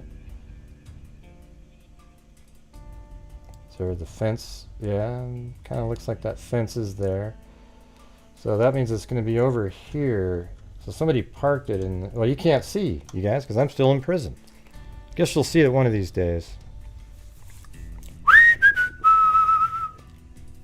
I know you can't see because I'm still in prison. We barely got out the door. Okay, Susanna Nicola Padre. That'll be enough to buy a drink at a bar once I get into some town somewhere. Man, you guys are a tough crowd. I wasn't the one who threw myself in prison. Okay, it was you. Thank you. All right, there we go. So looking at this, there's a Panda Express here. It has the arch on it, but if you go like this, right? Like you can't really see it very well because it's behind. The other side had an arch, but that's what I'm looking for back here, this thing. Then there does seem to be this little fence in the background there, which is apparently this fence. So that means the car is parked in this dodgy little parking lot right over here. It's right in here behind a fence. You could probably get sort of a general look of it if you go over here and see that fence that's right there? It's parked back in here, strangely. So it's interesting. It's in some kind of supply shop parking lot.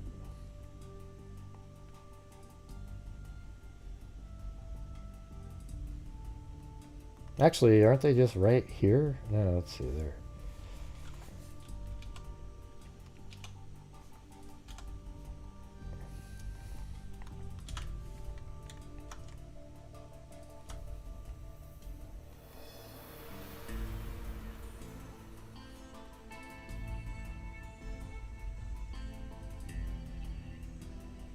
I wonder if this right here, see that little thing, is that. Let me switch to a different map year.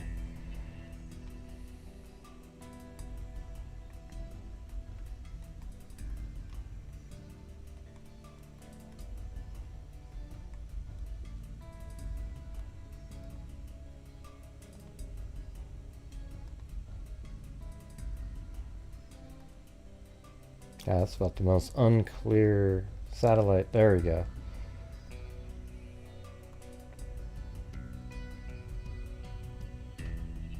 And it feels like it could be that because it's right over here, but I don't know. The angle is about like this. See? Maybe a little bit more actually about. Let me see what's over here.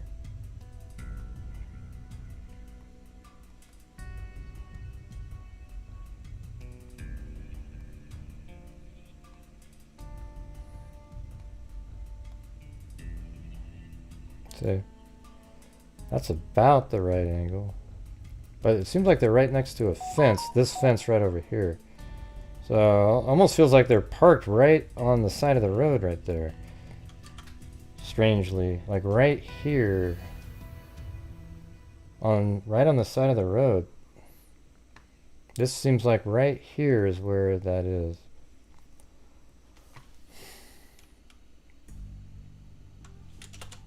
Elantra.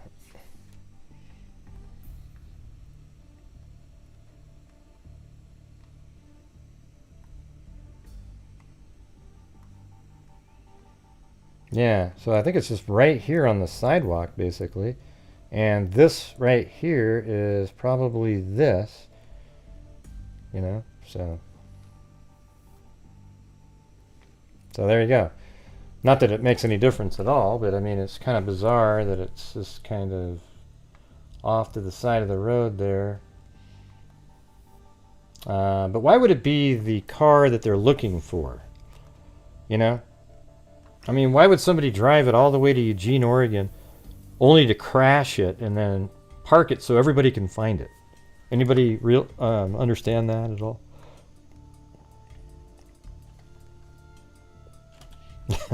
Thanks, Loretta Reyes. Yeah, I'm always in prison for something.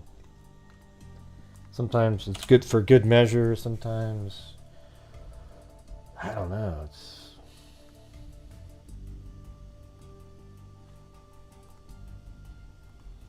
It's one of the negatives of having rewind mode on, because people go back and they're watching the show and they're commenting without actually following along and knowing, oh yeah, well they've already fixed that. Okay, yeah, they've already. I just accidentally read Virginia instead of West Virginia because it was just a little W there that instead of saying, you know, West Virginia, which is the actual name of it, not W Virginia, right? Maybe they intended to keep on driving, but an accident. Really? Well, so that's what I'm saying. What do you think the odds of that are, Case Crack? That an Elantra that crashed in Oregon happens to be the killer, when Elantras, there's thousands of those things. I mean, they're really common. I mean, it's a little weird how the license plate's missing, and I got a TikTok video, I think, in here. This one. Here's the TikTok video. Found this. I don't know how to make it full screen, but there it is. So it's missing the front there. There it is. That shows it really easily where it was parked. And there's that building right there. Yep, it is parked exactly right next to that little blue dot on the ground. Let's see where that is. Yeah. Well, anyways, it was parked right exactly where I have that pin there. But there's no license plate on it. I mean, it'd be absolutely amazing if it was. Wouldn't it be? I mean, man, it'd be incredible. Look at it, it's missing the license plate. But why not just park it maybe in the woods somewhere, you know? Instead of on a sidewalk right next to a building. I mean, like on an intersection. I mean, it's like everybody can see it.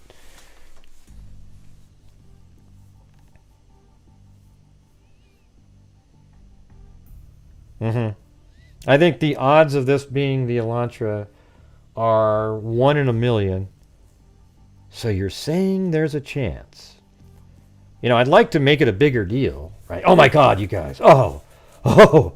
Let me try to do it. I'm going to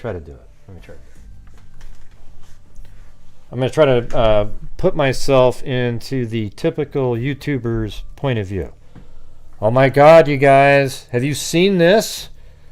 A white Elantra has been found in Oregon. It looks like it got into a wreck and it's missing a license plate.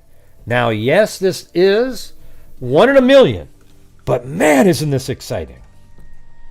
Unbelievable. It appears to be the same year range, 2011, 2013, and I strongly believe it's an Elantra, and it's only 450 miles away. It's absolutely incredible, everybody. Now, if it was 458 miles, I would be like, you know. But 450? Here, let's go up in the air here, and we'll get a... I'll do a as a crow flies, how far it is. Hold on a second. I mean, it isn't like, you know, across the country. Oh, wait. Ooh, it's only 354 as a crow flies, you guys. Wow. Now watch, tomorrow they'll say, it absolutely is the same car. I'm just saying, it's very unlikely to be, yet it's possible it is, right? I hear that a 2012 black Elantra got a speeding ticket in New Jersey. Maybe they painted it. Oh, yeah. Oh, yeah. What was the one case? Oh, yeah, it was the Delphi case. Somebody said early on when they said, oh, he's probably got hazel eyes. And they said, well, maybe their eyes were black, but they were just wearing contact lenses.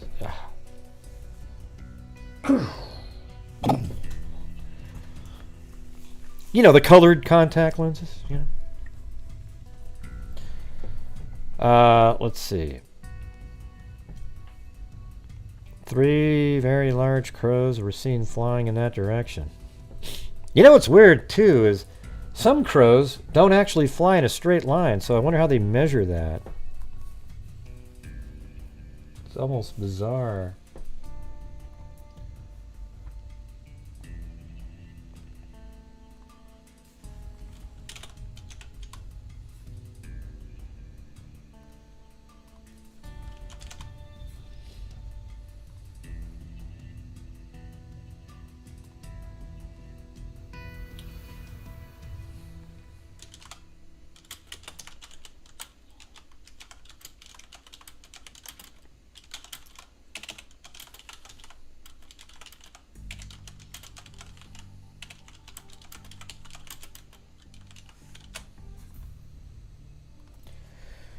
Let's see.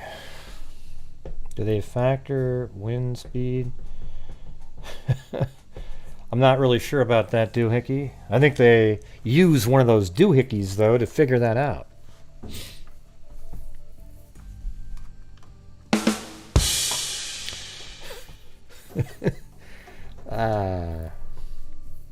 Yeah, but if he was trying to get to the Canadian border, why did he go to Eugene, Oregon? That's backwards.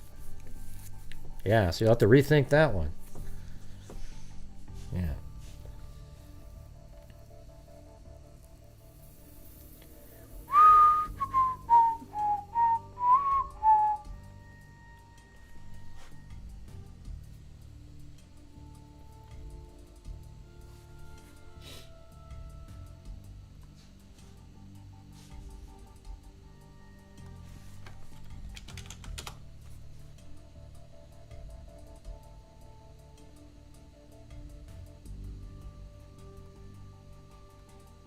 Yeah, there you go.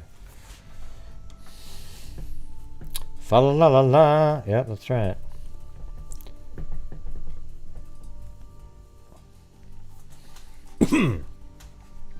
Nothing like trying to move the map on the screen. Not sure what that means, but I'm really good at moving around on the map. Watch.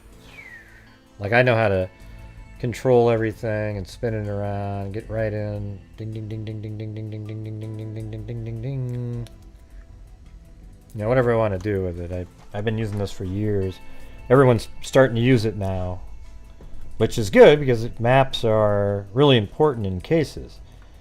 That's actually some of the most important elements are the mapping part, where people sort of downplay it and have funny names, and I just call it.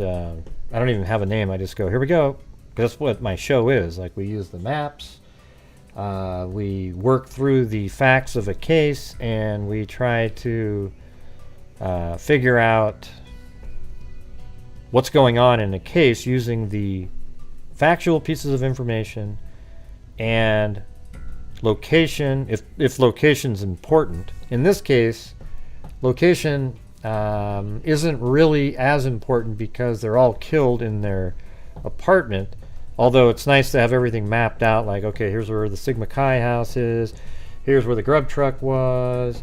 Here's the bar that they were at. Here is the place where the other camera footage was shot of Kaylee and Madison and the hoodie guy walking.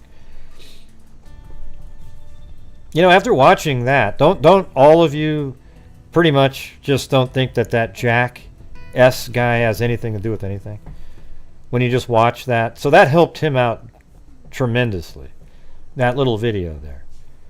I mean, it was just like, oh, there he is just walking around with them. They didn't mind that he was with them, right? And then when he gets there, here's what I was told, okay? That when they got there, he didn't have any money. And so he didn't want to feel like he was obligated to pay because he's a guy. And so he just sort of stood back a little bit. Because obviously he wasn't stalking them, right? There wasn't any, it wasn't even weird or anything. Like he was part of their little group walking around, you know? Like Madison was leaning against him for a second in the shot. And,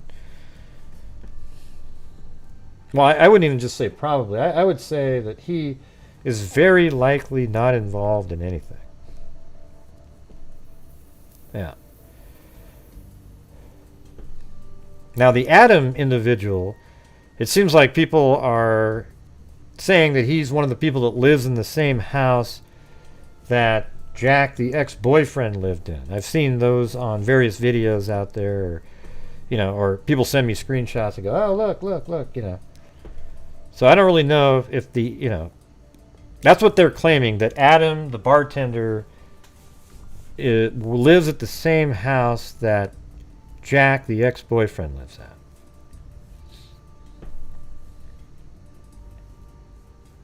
Yeah, you think so? Oh, I think I might have some calls here, though. Do I? No, nobody's on hold anymore.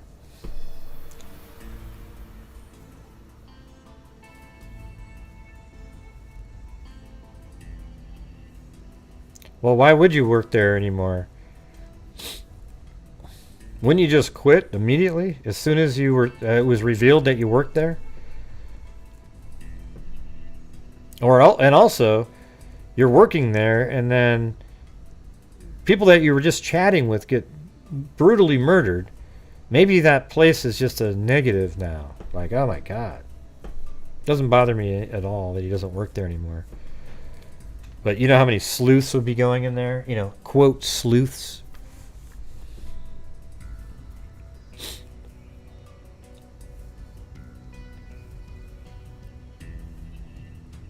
Yeah, it doesn't really matter what kind of camera it was, does it? It was just a camera that had audio. Like all of them. Ring doorbells have cameras. All their cameras have audio. Like, I don't really give a damn what brand or anything like that. Look it.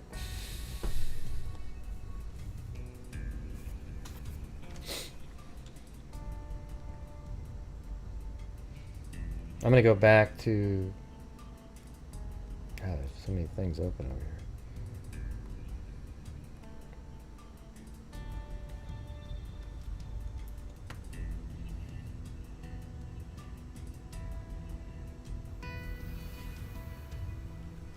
Oh.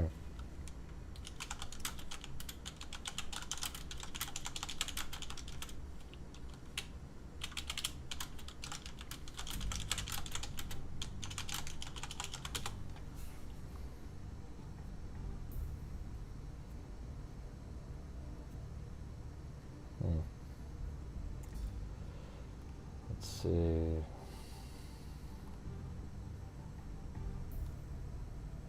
Oh, that's what I was trying to get to.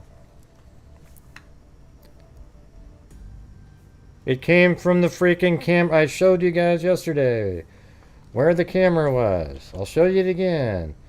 And then it miraculously pops up on other shows. But let me show you where the camera was on the building.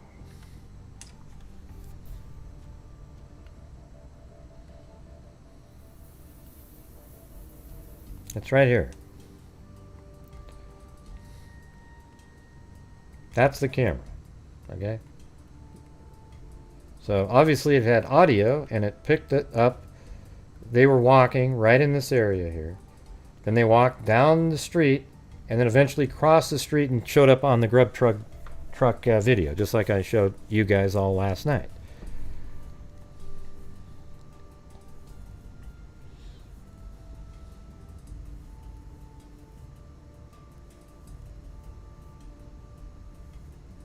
Huh?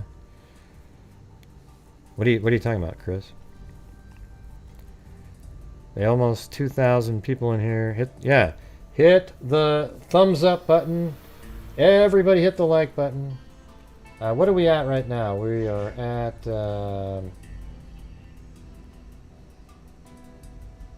we had 1826 with 700 likes. If we don't get to 1,000, we're just pausing the show. Okay. So here we go. Hit the like button, hit the like button, hit the like button, hit the like button, 10, 20, 25, 30, 35, 40, 45, 50, 55, 60, hit that like button, it's the easiest damn thing in the world to do. You just come into a show and hit the freaking like button because somebody's spending a lot of time doing shows just for people like you. Hit the like button, hit the like button, hit the like button, 10, 20, 25, 30, 35, 40, hit that like button, 40, 45, 50. It's the easiest thing in the freaking world, hit the like button. If we don't get to 1,000, we're not continuing the show. Notice how people leave when I do this? How dare you! I don't want to hit the like button, so I'm gonna leave because you're killing me too.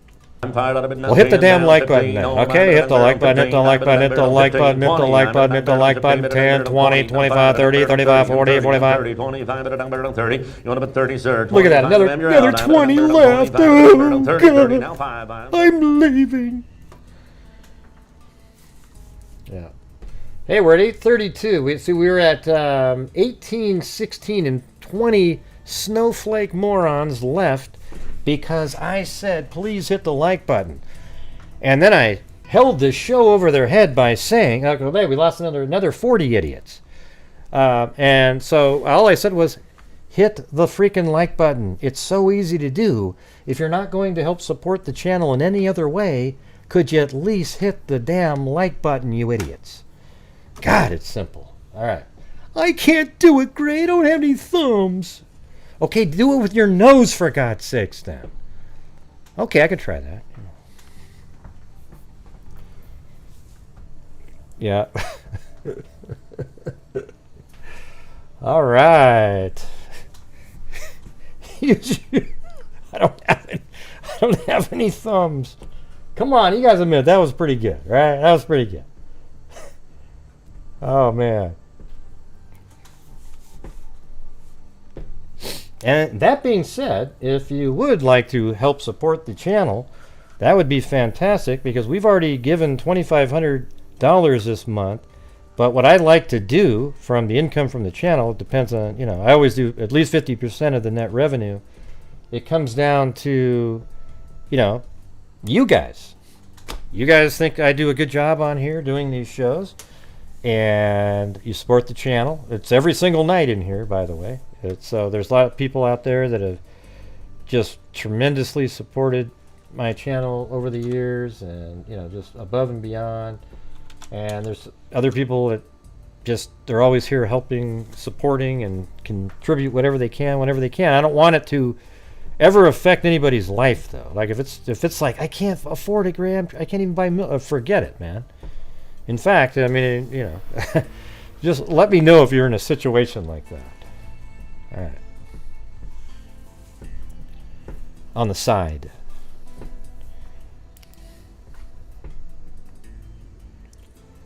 Yeah.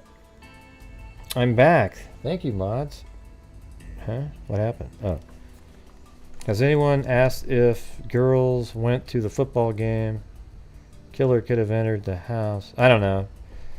I think people were home way after that.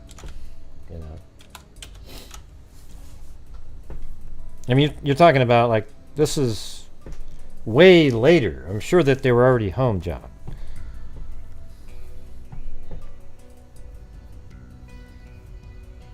Yeah, I mean, they would have came home and everybody would have got there and changed, had a couple drinks and gone out and then back. You know how that works.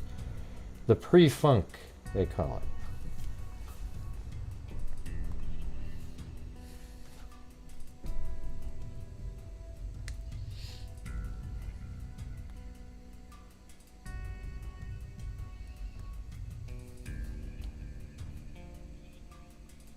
Hey, what happened to Magic Johnson? What are you talking about? No way.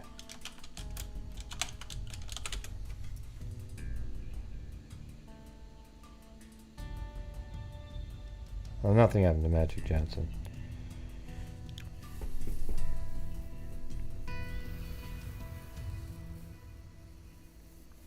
Well, it doesn't say it anywhere online.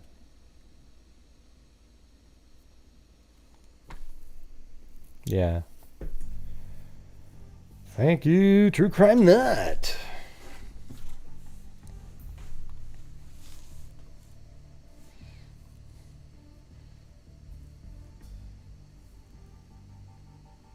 Yeah, maybe. I don't know. That just sounds kind of far-fetched. I know what you're saying, John, but it's just... I don't know. Just doesn't really... Anything can happen, you know. That'd be cool. Like, what I'd need is other pieces of information that made it seem like that was likely. Because we could sit here all day and say stuff like, hey, do we know if any friends had called all 4 people over to their house? And when that person left, maybe somebody took the opportunity to go in and scope out the house. And then then later when they came back, they left. But, you know, they didn't really... Or he sat around for a while, but... You know, it's just like we could come up with a million things. It has to be something where you have another piece of information that makes that seem logical. You know what I mean?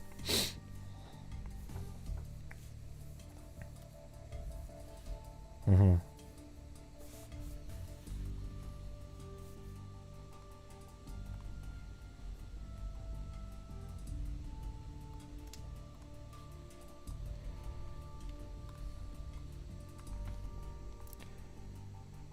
Could the car belong to someone from the other college? It was...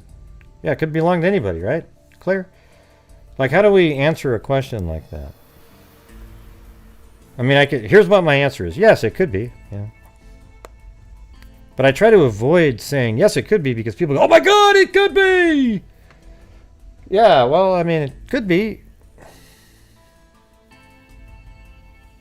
Yeah.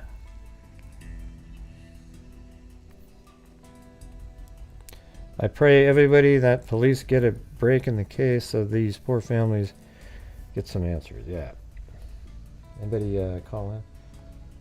Hey, by the way, the phone lines are open if you want to call in and give me your thoughts on this. Okay, but hit the like button first. We didn't even get... We're still at 909. So are the other 900 trolls in here? Honest to God, like the rest of them just trolls that just can't get... I just won't do it. There's got to be some DNA, right? Yeah, I think there's DNA. Yeah. I think they've got a DNA sample of the killer currently. And maybe they are doing something like that. A quick DNA FGG situation.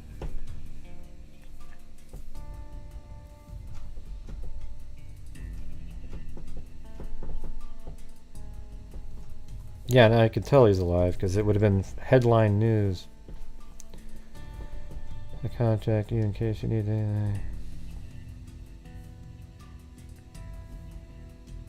Huh?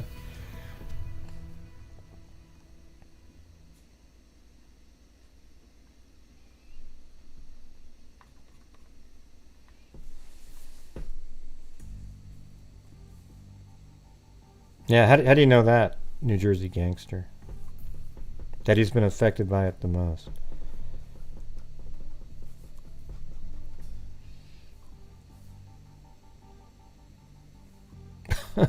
Well, good, Renee.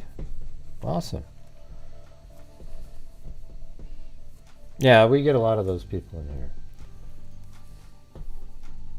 I mean, I just have an actual true crime channel here.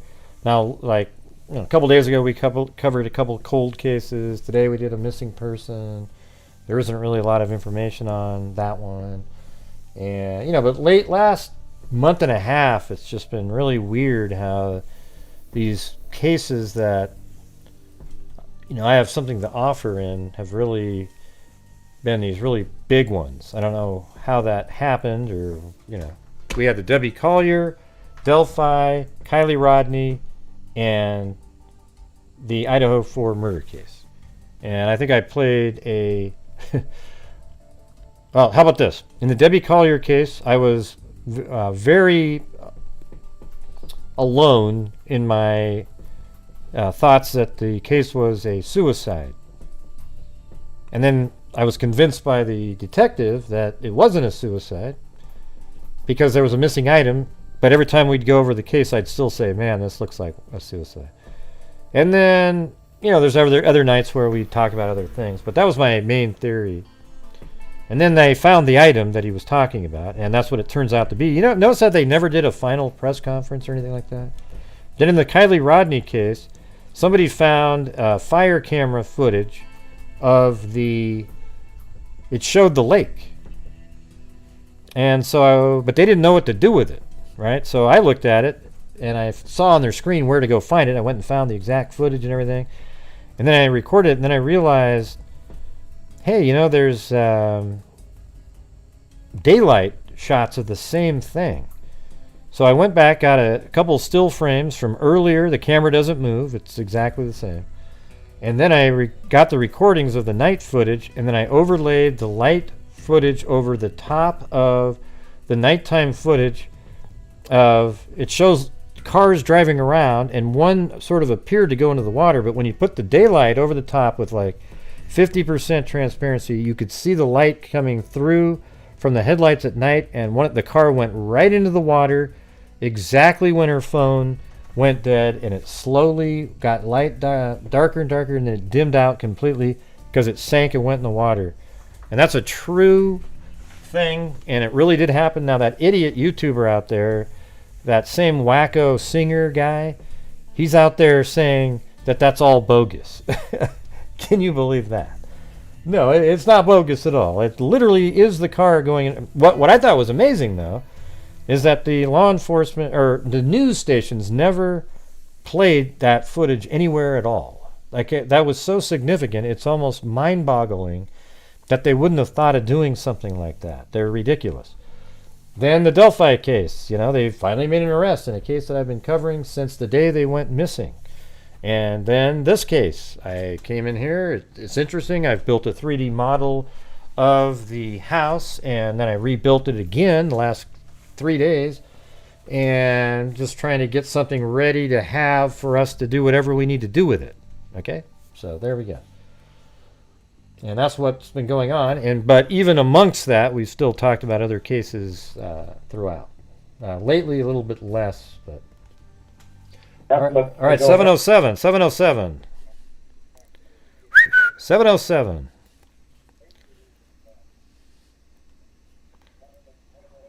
No, there was no fake video.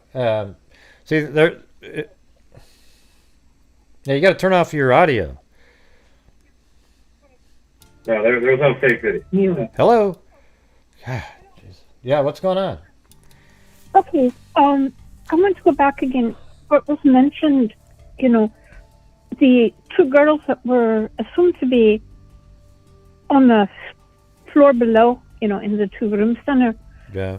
And we had a hypothesis that perhaps there is a second bedroom on the next floor. Yeah, I already said that earlier in the show. Yeah. Yeah, I know. I just had caught that, and it would, you know, it would make sense to say, well, okay, they were on the floors below the third floor where the two other people were killed. Mm-hmm. But then being on the second floor would put them, I think, looking at it, basically they would have to almost go over the bodies, or at least walk through the blood trail to get out of that room. I guess it could go out. Yeah, well, I mean, like, I don't know, because it just depends. Let's say that somebody was in this room down here. I don't agree with that at all. So if somebody was in this room, let's say they heard some noise and they kind of came out and they looked and saw somebody or heard something, then they went back in and shut their door. They're not going to, you know, then the only blood that they might see would be blood if the guy stepped in blood in Zena and Ethan's room. Yeah. You know, we see. Here's the thing: we don't know that there was any blood, other than, well, we don't know where the blood was at all, other than it was outside, that it seeped out of Zena's room, and we've heard that Ethan was lying in this hallway right here on the ground, which isn't anywhere near that girl's room, so that wouldn't make any sense. No, I'm not talking about Ian. I was talking about the hypothesis that maybe someone was on the floor that Ethan was in. Yeah, I know. That's what I just said. It doesn't mean that there'd be footprints of blood or anything.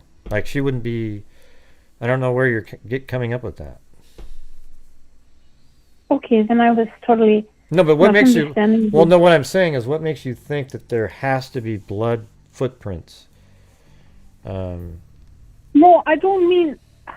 I said they'd have to walk through... The girl might have to go through the blood, not the killer. Oh, yeah, I mean, but if she was there, she wouldn't have to, because I'm showing where she is. Like, Ethan would be around the corner in the living room, in that little hallway there. So she might have looked over there and saw him and went, oh, God, oh, Jesus. And then backs up again. Like, I mean, actually can just show you what that'd be like. She's coming out of this door right here.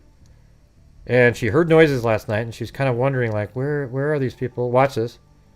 She looks around the corner, sees Ethan on the ground, and goes, oh my God, oh my God, oh my God. Backs up, and then starts texting people to come over. Because she doesn't want to, she sees a little bit of blood, and because he's on the ground, and she's kind of like, oh my God, you know. And then starts texting people. But I don't know how she has to have stepped in blood or something. Well, Ethan, okay, for sure died in that living room area then. Well, the hallway, yeah. Yeah. Well, yeah, like it's the one thing you could say in your defense would be like, let's say he attacks Ethan in the hallway, then he goes in and kills Zena. Then there's likely blood on the ground in the hallway, and then it'd be hard to avoid sort of walking by it. Yeah, if that's truly what happened, that he was found in the hallway. Yeah. Well, if you started out in the bedroom, okay, and the killer managed to get the girl in the bedroom also by the door, you kind of logically might think that Ethan would have come out first to check on what was going on, and then the girl would follow if she heard what you call a ruckus. So I think that the killer would have gotten Ethan first before the other girls. That's just what I think. You think? I think it would. Well, yeah, that's the thing I was telling you yesterday. Is I think people need to read my video that I put out. Like, people need to think about, maybe the person. The theory is like maybe Ethan was leaving at that point, because apparently there's some kind of a curfew thing that they've got over there, where you can't spend the entire night somewhere. So I mean, let's just say, because he just has to walk that little bit of ways home to Sigma Chi. And as he's leaving, like they were sleeping, he gets up to leave, and then, maybe Zena's right there, sort of saying goodbye to him at the locked door to her room. And that's why her door wasn't locked, so maybe only one door was really unlocked, and that was Madison's room, because let's say Zena's room was locked because, she's got her boyfriend over there. Then when he leaves, she unlocks the door and says goodbye, and that's when this person confronted him and Zena in that order, and then after that goes upstairs and to go to his original target. But maybe somewhere in the midst of all that, the person in that other room, if that is where the other roommate was, saw something or heard a lot of stuff that, you definitely would hear something if you were right there. Yeah, it would wake you up, I would think. Yeah. If you were asleep, it would wake you up. Okay, so that solidifies something in my mind then. I know I discussed the seeping blood out of the side of the building, and I'm still going to say it's too red, but that's just me. Yeah, I think that and really there is. was I think that really is blood coming out of there, but I don't think that it isn't blood. We talked about the other day in the kitchen. That's new news in other places, but in the kitchen on that countertop, that isn't blood. That's just some kind of probably. I wouldn't be surprised if it's that stuff you spray like luminol or whatever, just to see if there's any blood anywhere, and it just kind of drips down a little bit. Because it doesn't make any sense that there's blood in the kitchen. It doesn't. Oh, Plus, there's wouldn't other make any pictures sense. apparently where there's no blood on the cabinets after the police were there. So that happened later. Maybe it's the fingerprint stuff that you put on there. Well, the fingerprint stuff It's kind of dry, I think powdery it's- stuff. is a powder, and I think it's kind of purpley black now. I can't remember. Well, I I've seen remember it. that one case when I went to Salem, Oregon. That girl, the lady was murdered with their daughter, and I went to their door, and I mean, like there was still that powder all over her front door at that apartment complex. Yeah, it kind of is. It's kind of got the stickiness to it. Of course, you know, it has to have, and you've got almost feel like you want to wash it off because it's kind of it's a weird texture to it. I haven't encountered it very much, but I have a couple of times in my in my cadaver dog, whatever. I've seen them use it around that area. Yeah. So, but we're saying what we're saying is okay. Let's use the generous time and say she was murdered at 4 a.m. The police weren't called until 12 noon, which is 8 hours. So in 8 hours, and then we'd have to add time, of course, for them to go around and even notice the stuff on that side of it and take a picture of it. Well, by 8 hours, I believe that the fact that there's no heparin anymore in the blood, it's going to clot more quickly. Yeah. And as it clots, it's going to become a different color. Yeah. And as time I think it's passes, like there's almost no become- chance it's not blood. I mean, you got like a person killed right in the room above it, and the bed's right there, and there's this liquid coming out that looks just like blood right after they get there. Right, but what I guess I'm saying and not very well is if you go through Yeah. the timeline of when we were killed. Yeah, I know what you're saying. And You think when- it should be like dried up and all that kind of stuff, but No, it's got a change color. It doesn't have to be dry. It can be sticky, not dry. yeah. It can. It's just too red. It's just really too red. So Okay. I'm But I mean, just I've heard like thinking- the experts on the TV that are actually forensic people say that it is, but maybe it's okay. maybe it's not. Maybe it's not. It's just it's too red. Maybe people made it look too red when the way they edited it. You know how they lighten things up a lot. You know, They could have done that. you know how they like Sure. yeah. Because sometimes I see it and it looks a little bit darker in some pictures, and then you see these other ones where it's like kind of close up and way lighter red. Like so. Yeah. I mean, you can They just do could've- that with someone could've filters. done that. Yeah. Yeah. Now that's then, of course, that my argument goes, down the wayside, which is fine. But if you look at that picture closely, and you see the dripping come down from the end of what you call the siding into the, I guess, the foundational area. I swear to God, I can see one going up of the same color. Yeah. Or not. Yeah, I see some And- dripping off of the pipe, and then it sort of comes down and then nicks the wall again after that dripping, and then some other came on the other side. Yeah. I don't really want to spend a lot of time on it. It's just Okay, I won't either do way that. that they were killed in the room. All that really is sort of a gross detail. That's Yeah, it. well, I mean, it doesn't I mean guess you like- like if you believe it or not, Yeah. it doesn't really matter. They were still brutally doesn't killed in matter. the rooms. Yeah, Or she was. Yeah, that's very much true. I think that we here have a kind of a gross interest in gross things. So Well, no, I'm just saying. I mean, we could debate if that's really blood or not a lot, and it's just kind of. it doesn't really matter. It just caught our attention, Yeah. and like I say, we have a gross attention on gross things sometimes. But I'm still pretty confident that it went in the order of Ethan, Lena, Madison, and Kylie in that order. Uh-huh. But, you know, people are saying, well, Kylie was hurt the most. But that just means that perhaps the killer had more time with her because his other witnesses or his other victims, well, they were done for already, so he doesn't, you know, he can take his time a little bit, and maybe that could be, you know, one of the reasons, besides perhaps anger, you know. Right. Because anger will take you only so far. And then there's extra added viciousness in it that sometimes I think time, you know. I don't know.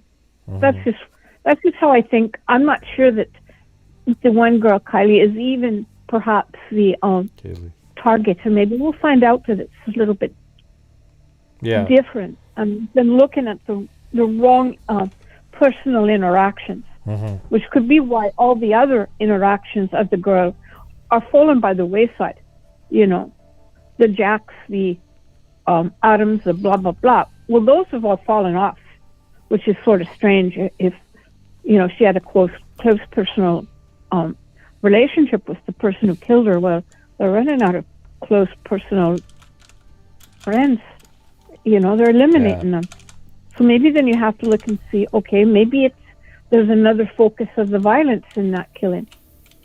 You know, can only eliminate so many people if you've eliminated everyone for that girl. Yeah. That's just like, you know, maybe they're looking too closely at her, and it could be, you know, her father has become very vocal. You know, it's like he's taking the place of a police press conference, and you know, he'll come out and he'll say something, and it's like, well, the police don't have to say anything because he's out there saying it for them. And I never know if it's quite truthful or not either. So it's very difficult. It's very difficult to make a judgment. That's why I say, well, it's interesting, but it's boring at the same time because all you have is information. You can go round and around and around in a circle and chase your tail. Yeah, you know, that's why I'm just trying to work on what I'm working on with my model. I can do theories. I don't really have any, you know, like, they keep giving us updates. I'll go through the whole, you know, the timeline thing that they put out in a minute here, but I got to get, there's another person on hold, but what you got the last thought there? Yeah, I think the you know, the recreation of the structure is incredibly valuable. I mean, I hope the police are looking at it. Well, they've got their own. They got one where they're actually inside the house. You know, they've scanned the entire inside of the house with all the bodies in there and everything. Oh, yeah. So they can go back and look at it as if they were there, but we aren't going to get to see that. And they'll probably let people walk through with cameras at some point, but that's not going to. It allows us to do whatever we want to with it. Like, I don't have to go, hey, can you go back in there and then pretend that you were in this room and then go do the, you know, we can just do it. Yeah. You don't have to try to measure things and figure out, because, you know, the Daily Mail, they were looking at another building. It almost was just like, all right. Yeah, okay. I'll hang up now. Thank you. Okay, thanks. Bye. Bye-bye. Susanna Nicola Padrig. And thank you, Noreen Gardner and John Miller, not to be confused with John D. Miller. If the two girls killed in bed together, won't killer DNA be on covers and recoverable? Yes. Likely. I mean, I think he's got DNA at the scene. It's hard to do mixes. You know, now mixtures, no, it's not that easy, John. If it's 50-50, it's almost impossible. But if you have one major contributor, then you can subtract them out, the other one sample from the other, and you can get that other person's DNA. But I mean, I can't imagine that if somebody got cut, like let's say he cut his hand through stabbing, he's walking around, there's got to be blood droplets.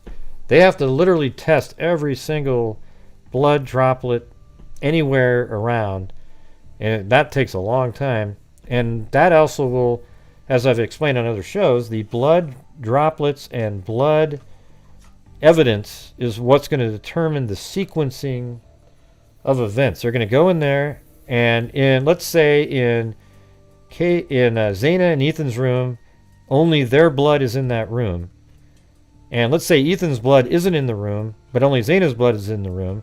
They'll know that Ethan was attacked in the hallway, and if there's only blood, let's say, from footprints from Ethan in the room, that means he had to walk in Ethan's blood, and then that makes it into the room, but he likely wasn't killed in the room. If that's the case, then Zayna's blood would just be in the room in spatter, cast off, all that kind of stuff in there.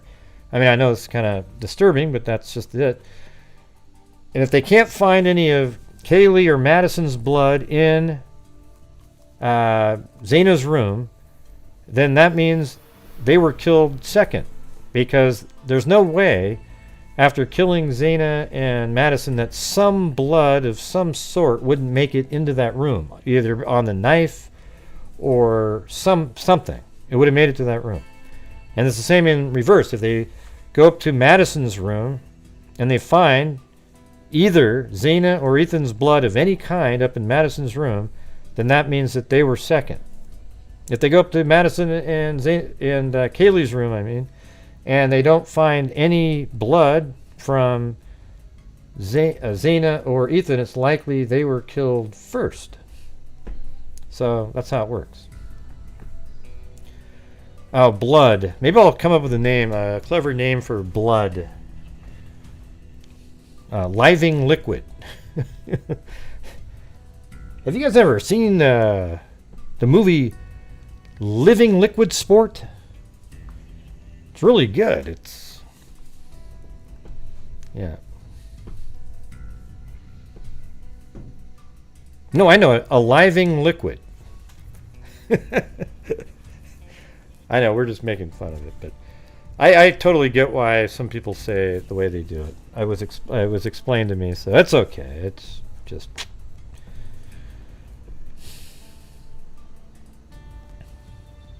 Yeah, by the way, hit that like button, you guys. We need to get to 1,000. Let's do it really quick. Here we go.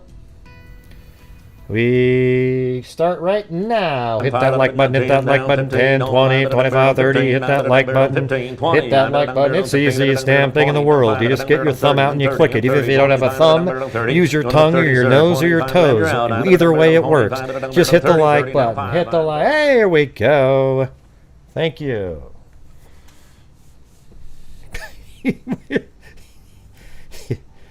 Even if you don't have thumbs, oh yeah, that's good stuff. That's good stuff. Does that make sense what I was saying about the blood spatter? That's how they're going to determine the sequencing for sure, and it's a lot more complicated than that. Even they can probably even see where people walked, exactly. I mean, it sounds like up above in the room of Madison that they were kind of just killed in the bed, but I could imagine that's sort of where they would have escaped to, like they were like, oh my god, and they sort of tried to get away, and the person just went at both of them. I mean, I think one of them was probably quick, like Maddie was more silent, and then maybe Kaylee woke up and, what are you doing here? And then she got attacked. And maybe she was the target. Steve Gonsalves seems to think his daughter is the target.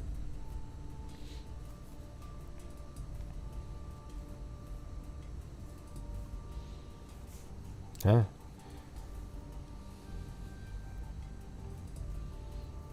And it triggers me to hit the like button. It's taunting me with its thumb. Wow, I've never seen somebody get triggered by the like button. Say no to being triggered, everybody. Take your thumb out and just jam it into the like button. That's if you hadn't already hit it. If you'd already hit the like button, by jamming it again, it means you took away the like, which isn't good, but at least you tried. You did it twice, and that's... Right. Just nose it, as KK said. You don't use your thumb. You don't have an opposable thumb? Is that what you're trying to tell me?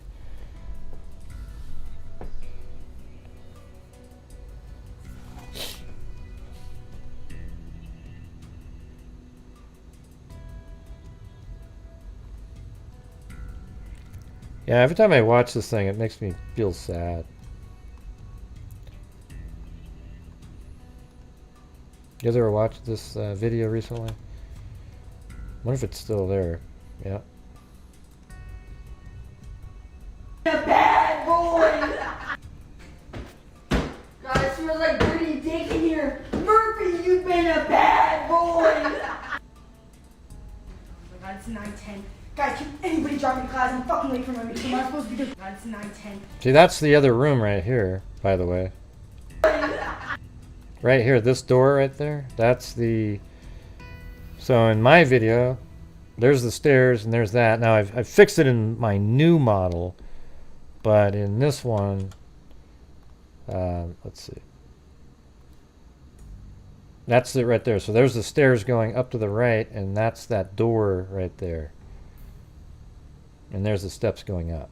So you're looking at like through that little opening. There's a little step down there.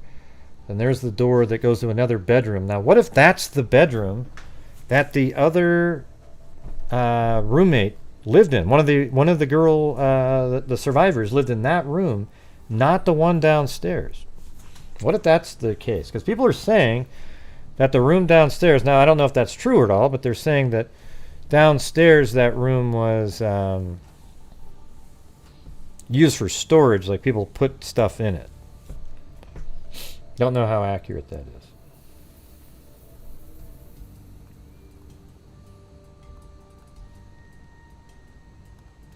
$360, you're on. Must be Washington. Hello, 360. 360. The state of Washington. And they hung up. Waited that whole time and then hung up. 843, you're on. I fixed it in my new mind. Guess who? Who is it? 3 guesses. The first 2 don't count. Patsy Cline.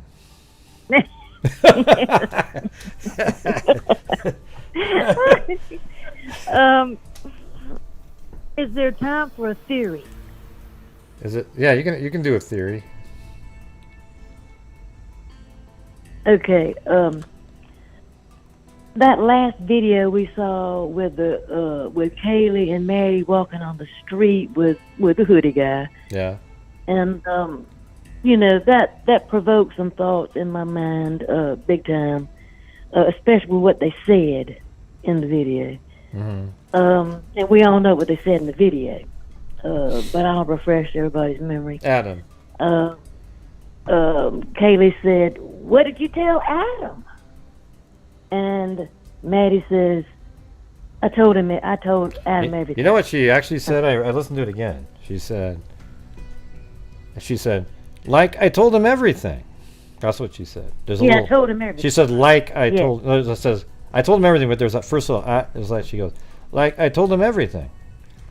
Mm-hmm. The word like. Yeah. Who gives a shit though? That's just how she talked. But that's what she right. said. And anyways, you know, it was pretty clear what they said. Yeah. And I could hear it pretty clearly. But anyway, I was thinking, okay, all right.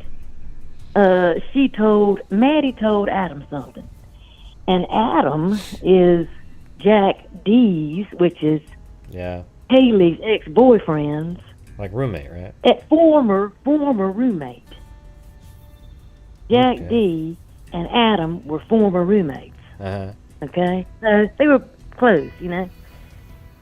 So anyway, what I'm thinking is... How do you know he was a former roommate, wasn't still a roommate? Well, it was a past roommate, I know. I mean, I don't know if they're still roommates or not, but I know former roommates. I mean, he knew him really well, you know. Mm-hmm. Well, yeah, there's videos with, I guess, him petting Murphy, you know, the dog and everything like that. Yeah. And so anyway, you know, as we know that Maddie and Kaylee were very close, and they probably talked about everything. And, you know, what they probably were talking about, well, Kaylee was saying, well, I don't know if I'm going to stay with him, or I really don't know because I'm getting ready to move. And Maddie was saying, I just think you can do better than that, I mean, you just need to kind of go on to the next step in your life, and And so anyway, they made Kaylee might have even reserved herself to the fact that she was going to leave him. And they kind of did it in there between themselves, like, Yeah, I mean, this is all stuff but all this stuff's all part of the same theory that I put out like a month ago. So you could just say your theory, and then what's the other part you're adding to it? But then, just like if you let me finish, then we but it's all the same thing. Yeah. Okay. They get to the bar, and they start talking to Adam, of course, and Kaylee might go to the restroom even, okay? And while she's at the restroom, Maddie is talking to Adam, and she proceeds to tell Adam what Kaylee's planning on doing about, not staying with it. Because, he might even came up in the conversation. Oh, well, talk to Jack. And she said, well, Kaylee's not going to stay with him. That's going to be ending soon anyway. So anyway, Adam calls Jack. Okay, after they leave. Yeah, that's what we were saying the other night. Yep. And of course, Jack is peed off, about it. And so they go, and then this is when you hear them on the sidewalk saying, and she says, "What did you tell Adam?" Yeah, but what do you think that Madison would have told Adam? What do you think he would have said? I'm sorry, I couldn't hear your question. What do you think Madison would have told Adam? Something about, what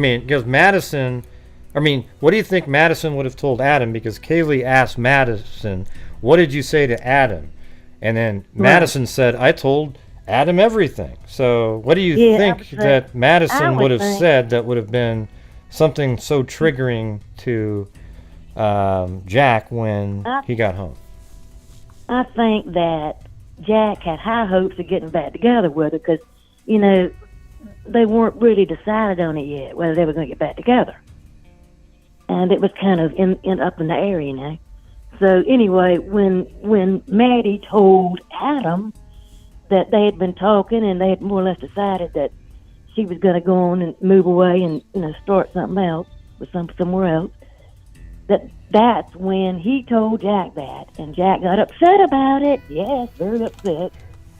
And they're on the sidewalk, and that conversation, goes on.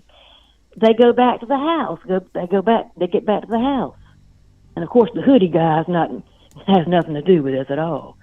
He's just walking them back, So anyway, they get back to the house, and Kayla says, "Well, I got to call Jack," Because he probably, Adam probably called. Yeah, man. That's what but this stuff but we already said the same. The show that you missed the other day, we said the same thing. Like, she comes home and then realizes that maybe Adam told Jack something, and maybe that's why the phone calls were made at 2:26 to 2:44, then 2:44 to 2:52, and then 2:52 again.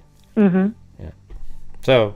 What it was, though, because maybe she was nervous that he told him something. But what was it? It's sort of weird. Like, what did you tell Adam and then everything? So do you think maybe it was that Kaylee was interested in Adam, but then would that really be something that Adam would tell No, I don't think Jack? It was Adam. Yeah, I mean, so... I don't think it was Adam. I think it was as simple as the fact that she was not going to get back together. Yeah, but why would Madison tell Adam all this stuff about Kaylee and not getting back together, right? Because that's the way people talk. That's just the topic of conversation, But that was a serious thing with Jack when he heard it. And he comes back over. And actually, I think he just came back over. This is my theory, that it wasn't a break-in at all.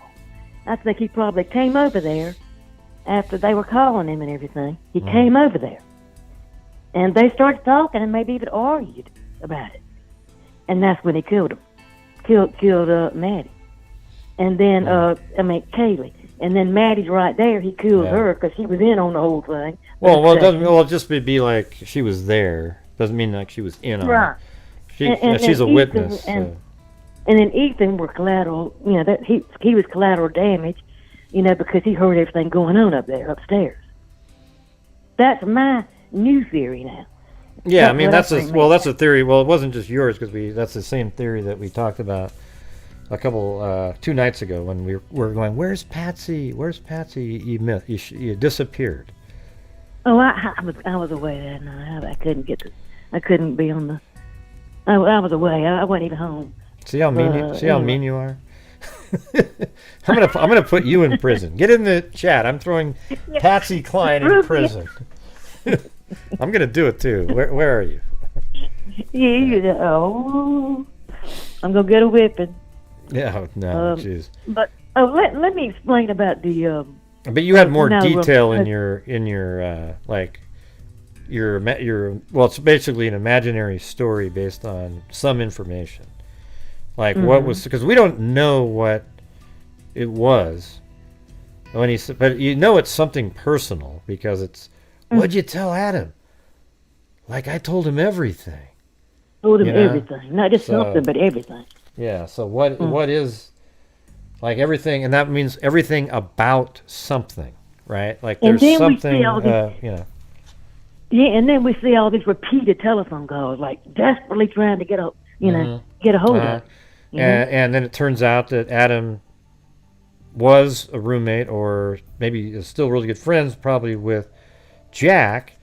And then you wonder, what was it that Madison told everything about? There must have been a sort of a secret type of conversation, but when you're drunk, sometimes you say things that you wouldn't have said. So Madison ends up telling Jack's good friend some stuff that maybe he wouldn't want to hear, right? I mean, this is what we were talking about the other night.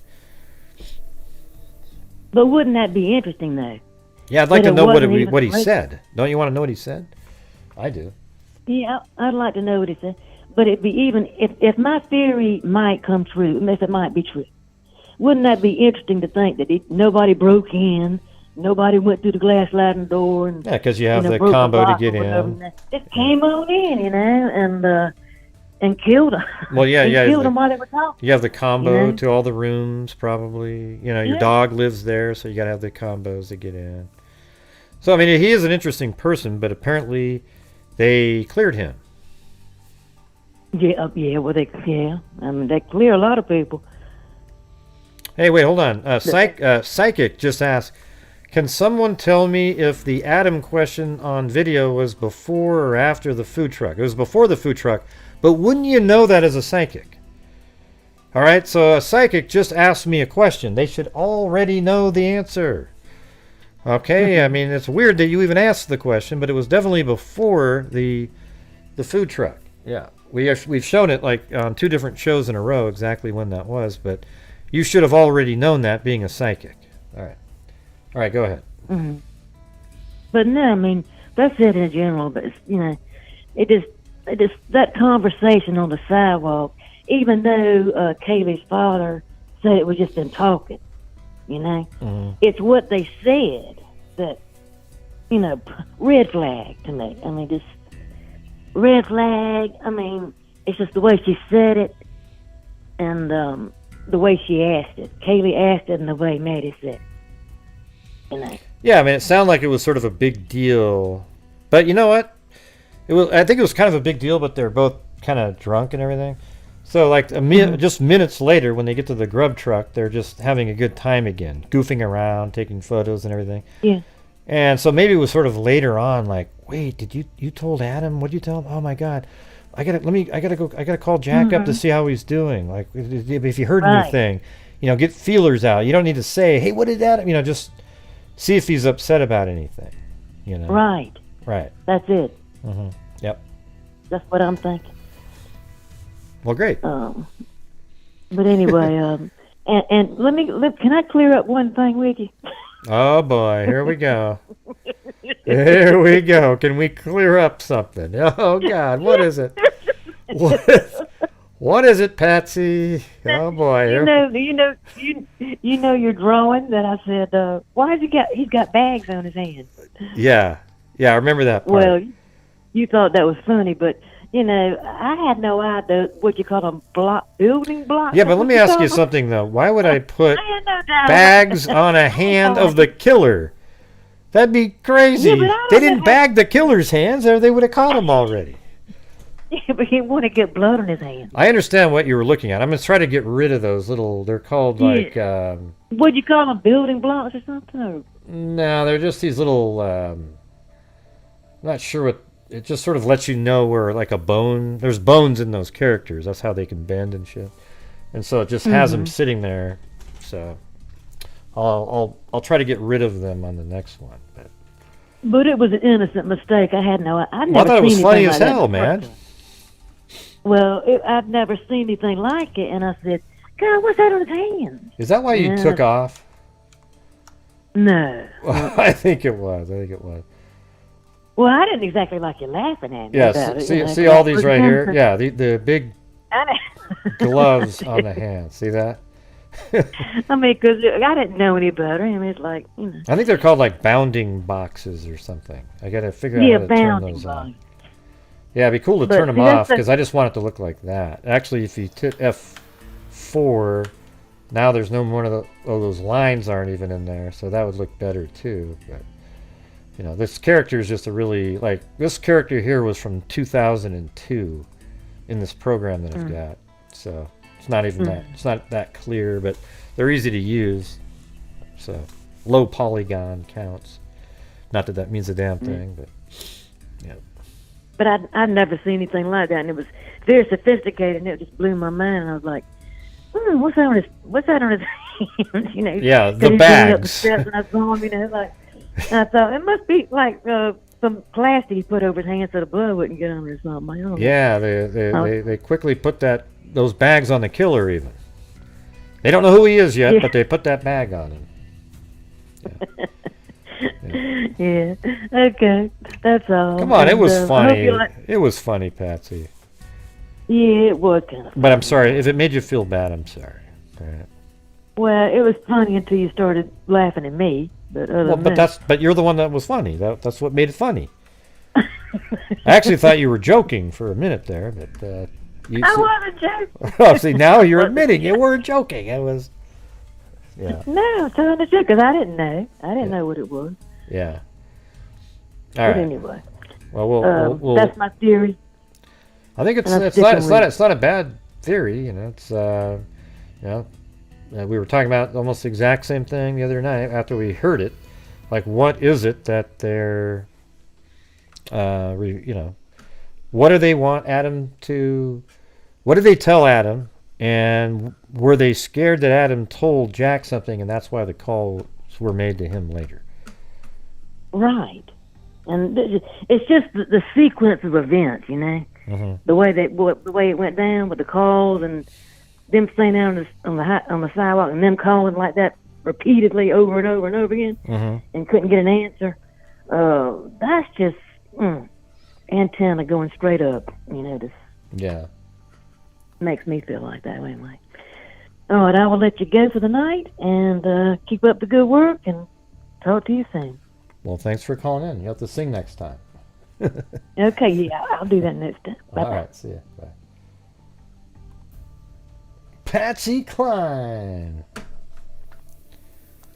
Maybe she can sing Coal Miner's Daughter, even though that's not the one who sang it. I don't think. Maybe was that who sang that? I like that song though. No, Loretta Lynn, yeah, because that was Patsy Cline was Loretta Lynn's idol. That's right. You know who did really good? Sissy Spacek. Are you guys going to keep typing in? Everybody just going to keep typing Loretta. Yeah, I saw the other one. I was going to say, I Fall to Pieces. I thought that was who Patsy Cline sang, but I didn't want to sound dumb and say it.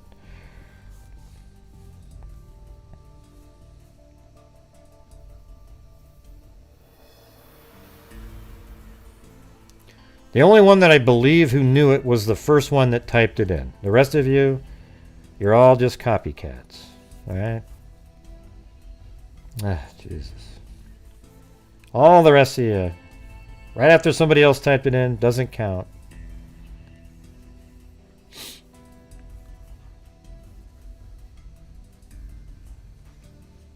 Yeah, well, I didn't think Patsy Cline was the right person because it's the she was the in my mind I knew was the idol of the person who sang the song.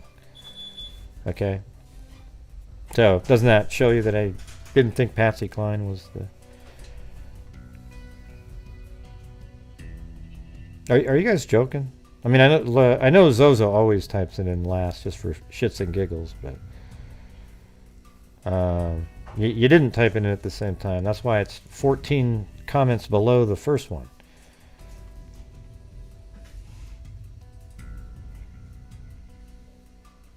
Yeah, please do. Yeah, I knew it, Gray, but I'm a slow typer.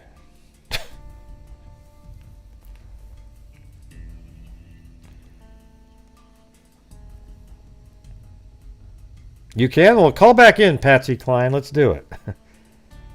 Call back in. I want to hear it, man. That's one of my favorite songs. Come on. Call back in, Patsy Cline. And by the way, you gotta admit, like, Sissy Spacek was pretty damn good in the in that movie. I think she sang the songs in there, you know. So come on. Thank you, Barbara Mooney. Yeah, we're not having, you know, it's a decent night, but not a good one. So if you guys want to help out, even though it's not really the, you know, I'm just doing a show, you know. Got callers. We went through some. Yeah, she was. Hey, did you say that, Glenjamin, like Yoda? Awesome, she was. That sounds like how Yoda would have said that. Except with that different voice, you know. Awesome, she was. God, that was pretty good. I'd never even done that before. That's pretty good. Come on, Patsy, call in. I just realized that sounded just like him when I was saying it.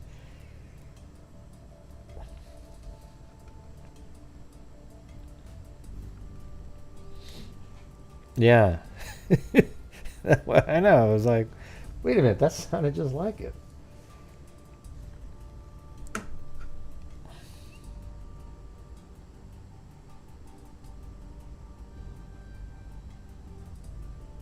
No, that's not. Hey, hold Russ. They never even spoke.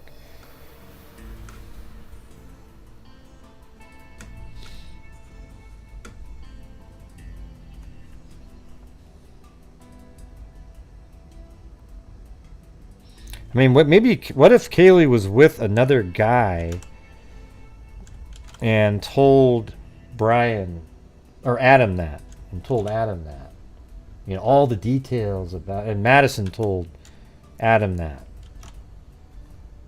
and that's what was freaking her out. Like, oh my God, he's gonna tell Jack.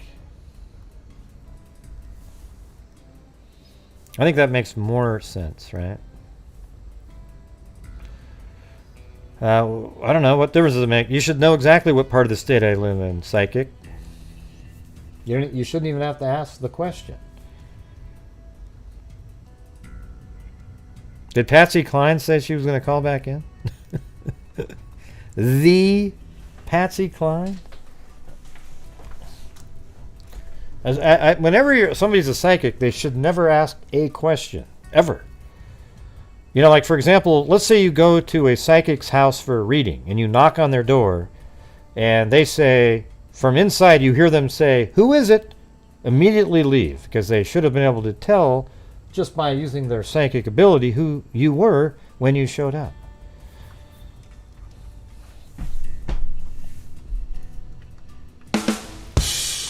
That's a pretty good one. Come on, you guys. Yeah, right. You shouldn't even have to knock. But would they still say... They should just yell, "Come on in, John!" Or Jim.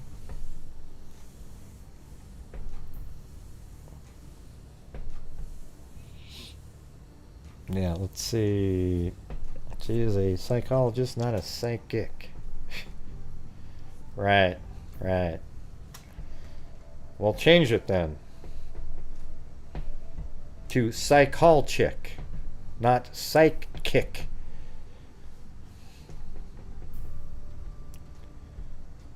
Yeah. But it's spelled exactly the same. You just have a little space in the middle there.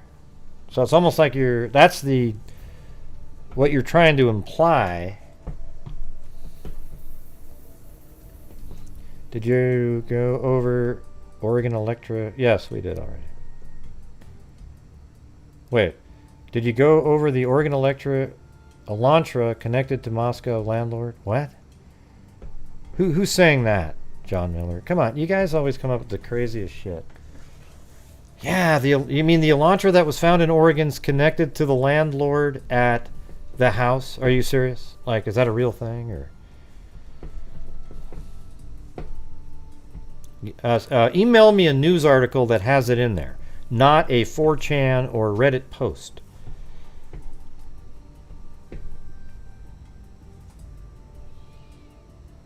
Okay, she's a psychologist chick that calls herself Psy Chick.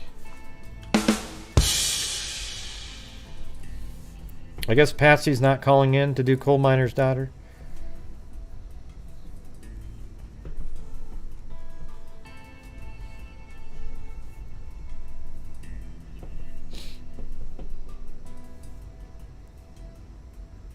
Oh, she left already? Why'd she leave?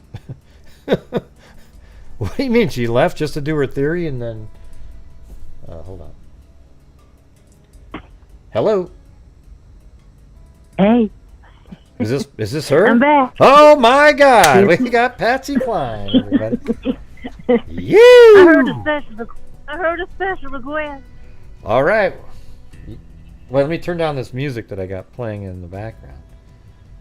All right, what do you got? You got to play music with you, or just do it cold a cappella?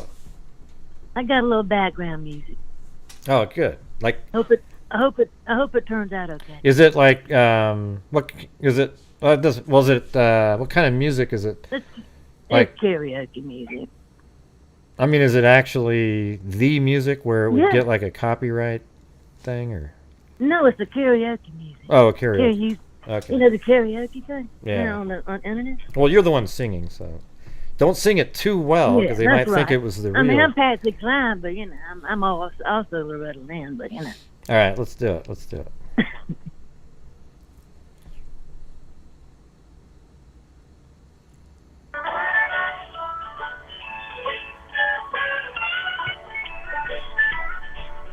Well, I was born a coal miner's daughter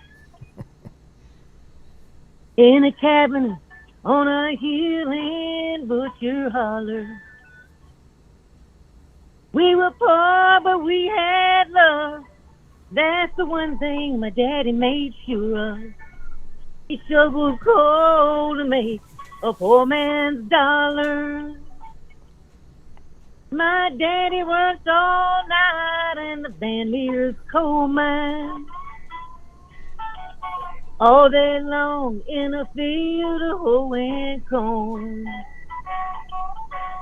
Mommy rocked the babies at night and read the Bible by the coal of light. And everything would start all over some break-up morning. Daddy loved and paid at kids on a miner's pay.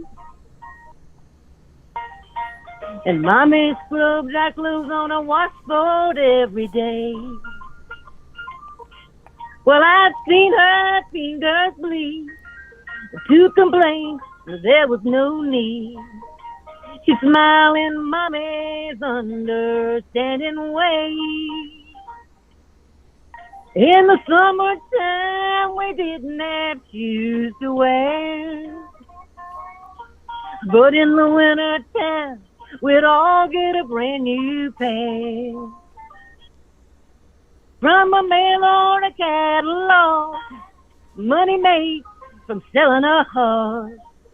Daddy always managed to get the money somewhere. Yeah, I was trying to be a coal miner's daughter. I remember well the well where I drew water. The work we done was hard. At night we'd sleep 'cause we were tired. I never thought of ever leaving Butcher Holler. Well, a lot of things have changed since way back then. But it's so good to be back home again. Not much left but the floor. Nothing lives here anymore. Except the memories of a coal miner's daughter. Is that it? That was awesome. I mean, that was just so perfect. Yeah. Very good. Yeah. Woo! Hold on. That's it. There we go. A little. That was awesome. Everybody. I mean, it's just perfect. So. You said one a night, so that's it. Well, there's the one. But hey, I appreciate it. You're awesome. You're welcome. Patsy Cline. I'm sure that's not your real name, but hey, thanks a lot. Have a good one. I'll go ahead and say my real name is Celeste. Celeste? Well, Celeste. You're just as good as them. Celeste, you're the best. There you go. Talk to y'all later. Bye. All right, see you. Have a good one. That was so good. You know what's cool about it is the music Zoom would cut the music out. You could barely even hear it. So that was purely like a cappella, right? Like just boom, right from her own voice. Pretty sweet. Pretty sweet.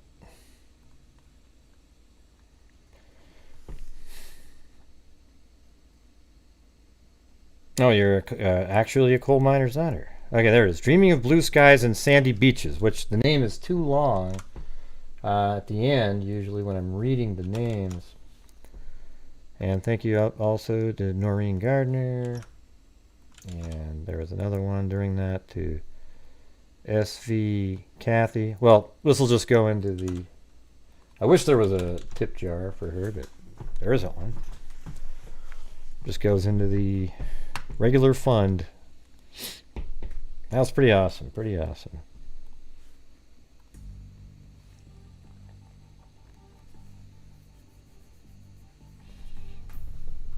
Yeah.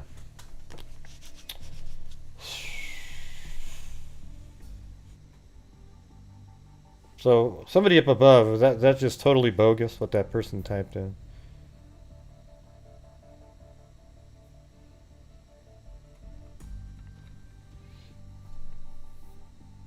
Yeah, you never know, especially from the callers, right? You just never know.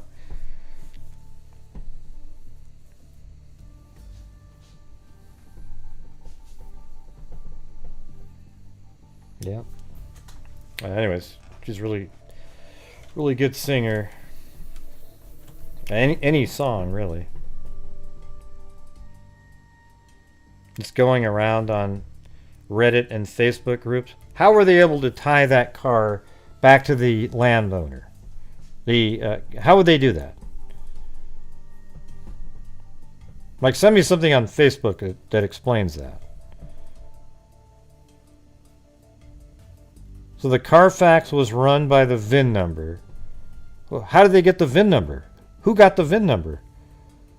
Ah, Jesus. So somebody went out there and got the VIN number off the car? And they went and sent it to Carfax? Give me a break.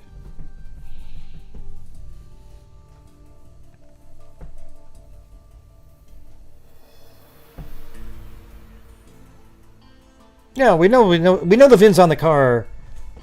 Why do people type in shit like that?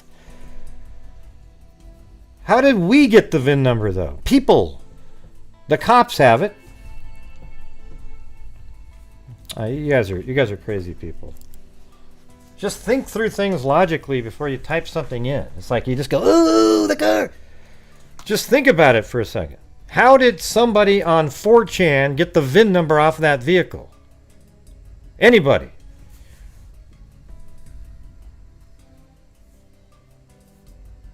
Where'd they get the VIN number from?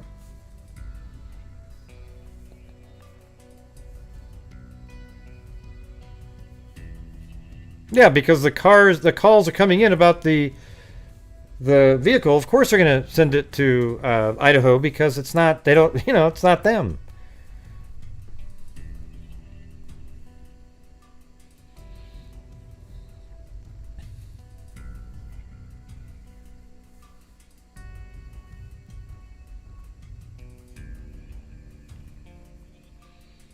Somebody has inside scoop off car title. How? See, here's the problem, everybody. Yes, it's possibly something true, but if it was, but if it's just some kind of thing that you're reading off of Reddit or 4chan or Facebook, the odds of it being true are almost zero. Okay, if it's in a news article or something like that, then oh wow, that's really interesting. Okay, as a matter of fact, if it is the landlord's Elantra that is in Oregon, then that is the case will be solved almost immediately after that. Okay, because there's the odds of that not being connected at that point, because is the Elantra and it's crashed in Oregon, and it turns out that is the maybe VIN etching. What? If it turns out that is the landowner, the 1122 King Road property owner's Elantra, and it's in Oregon, and it's got the license plate off of it, and it's... I mean, do you think he's that stupid that he wouldn't know that there's a VIN number in it? It would be connected for certain if that is what that is. I just don't believe it until somebody, like in the news or somebody, puts it out there. Let me see if we can all hear it. Hold on. Homeowner, do you hear it? It said homeowner. Stupid, dope. Ooh. VIN number. I almost had it. It was really close, you guys. Here's what I want to know, everybody. You know when these people that listen to Spirit Box people? Just ask them one time. How come the spirits just don't say, the killer's name is Jim. He lives at 3127 Northeast Willamini Street. Instead it's, yeah, it's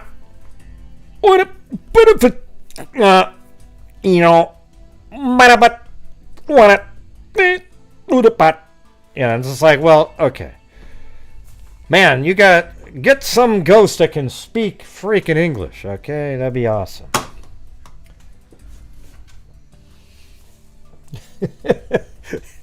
Right? Come on!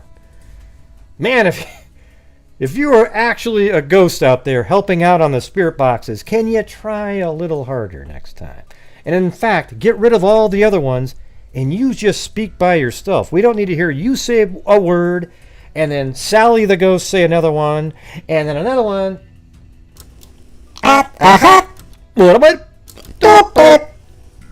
Give me a little buddy.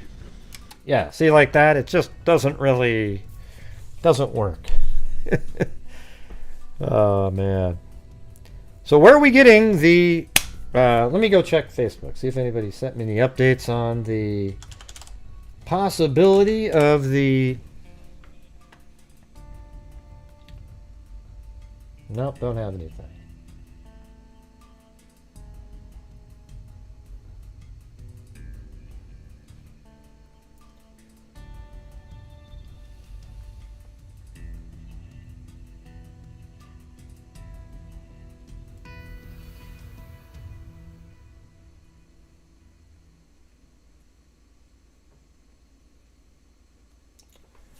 Kaylee asked Maddie, what did you tell Adam? That's not what he's... yeah, what did you tell? Maddie responds, I told Adam everything. I don't really understand that. Somebody... Hold on.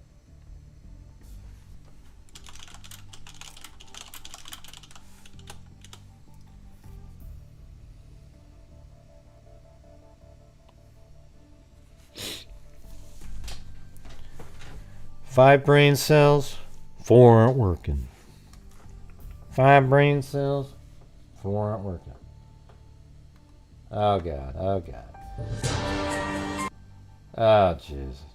Here's how you know something isn't true. When somebody has a channel called Sleuthing, sleuthing and a bunch of other sleuthing terms in it. The state information on abandoned white Hyundai in Oregon. So when researching more info on the VIN number, I found that there was some type of title twice. Doesn't state the name, but it definitely gives you the state and the year, and the month of the first month is going to be October 2018 in Texas. The most recent one being September 2022 in Colorado. And if you look at the picture, it tells you that the status is current. That means that where the current title to the VIN number is registered in Colorado. If you look at the other photo from 2018 in Texas, the status was historical. So what? What does it have to do with anything?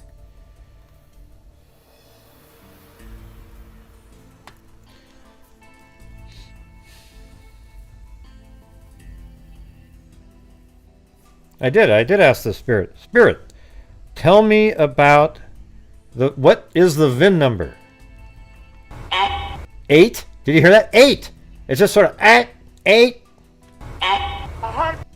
At 100, and then at 100, so it was 8, and then 100. You guys hear that? Listen.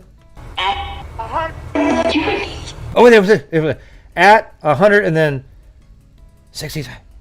65. So 8.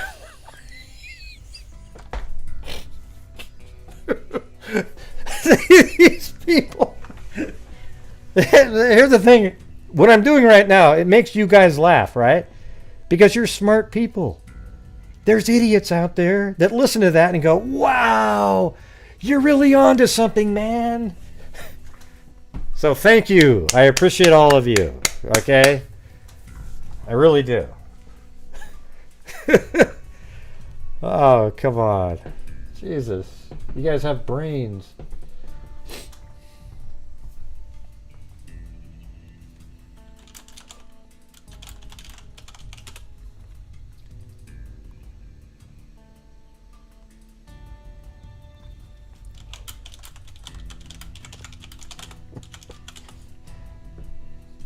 Yeah.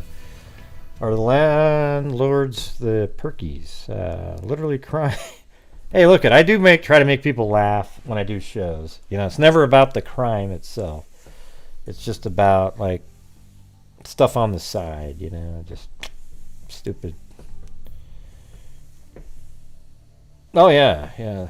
There's one, and some people try to use spirit boxes to attack other YouTubers. Hey, I can tell you about yourself, you asshole. Now, what are the spirits saying today?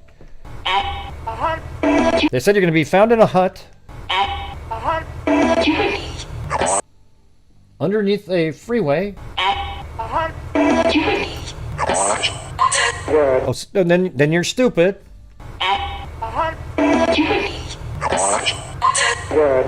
Stupid. And then it said chump. Stupid chump. Did you hear that? Listen. Right after stupid, it definitely says chump. Listen, one more time.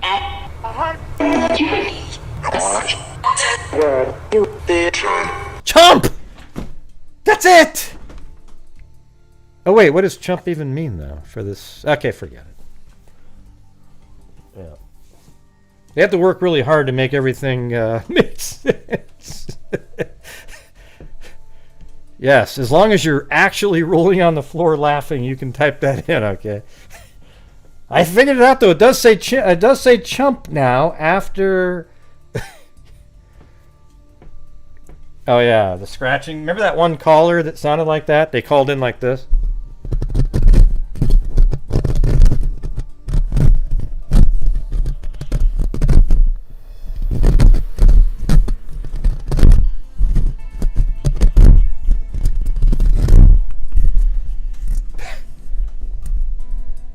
Yeah, that was pretty strange. I was trying to picture what their face looked like when were they drooling? I'm just not sure. Yeah. Stupid chump. Let's try that one more time.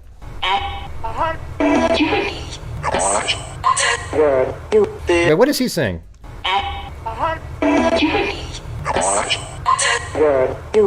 Yeah, stupid chump. He said, yeah, stupid chump. Watch it. He goes, yeah, stupid chump.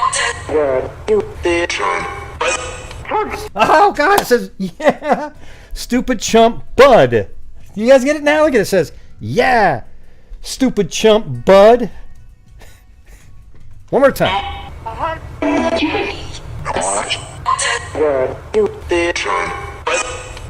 Hear that? I nailed it, you guys. We got this thing figured out.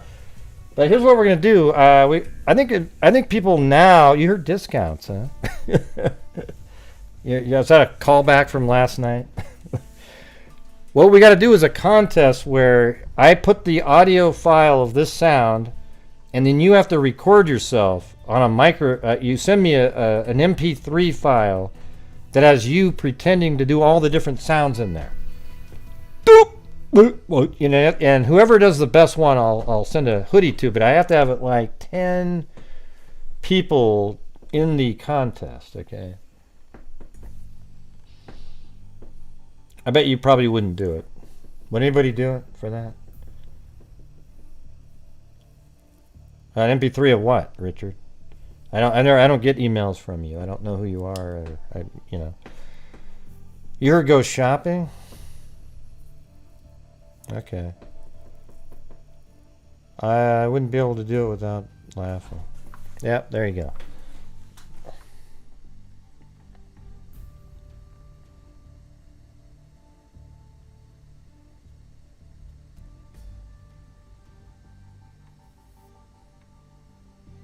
See, look at right here. They're still saying this as of today.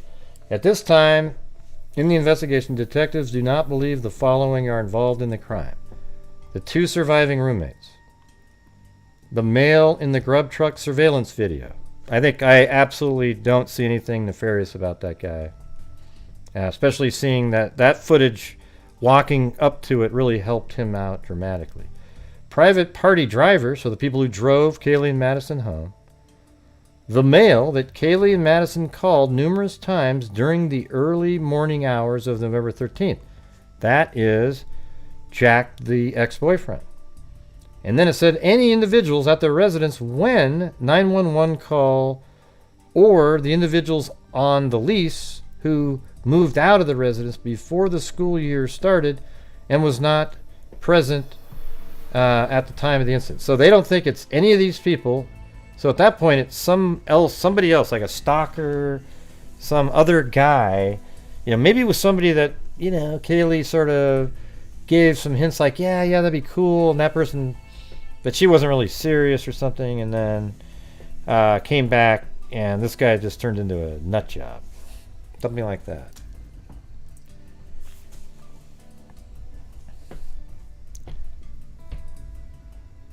Yeah, well, we gotta have her sing some of the other songs out there. I Fall to Pieces, that'd be good. Next time.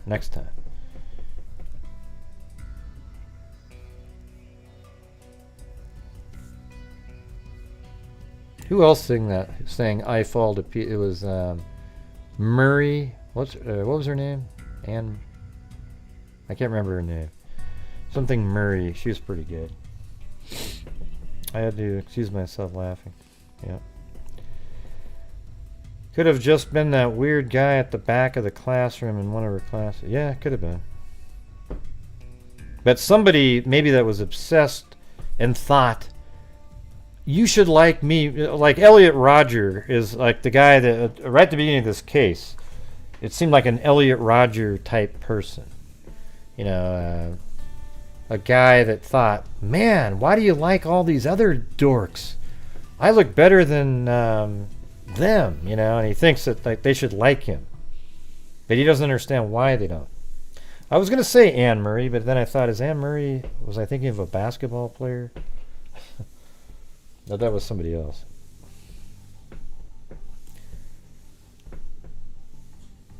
Yeah, she paid for her own Range Rover. Yeah, that's old news there.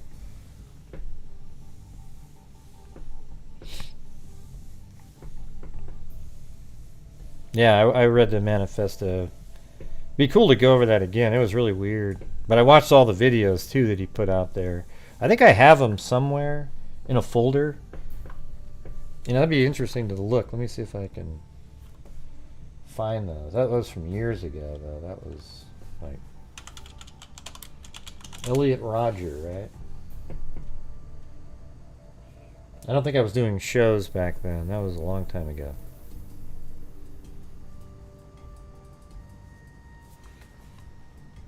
He had 2 first names. And his dad was some kind of like Hollywood guy, I think.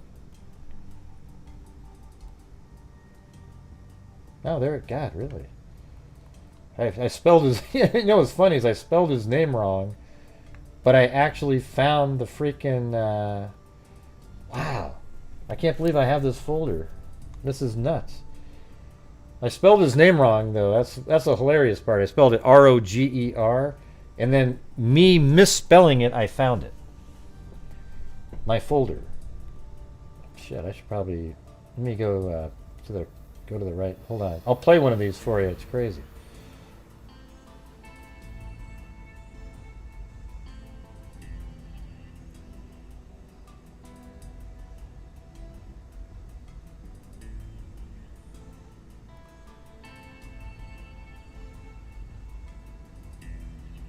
How come I can't go to the... No, I guess it's just right there. Wow. It was there.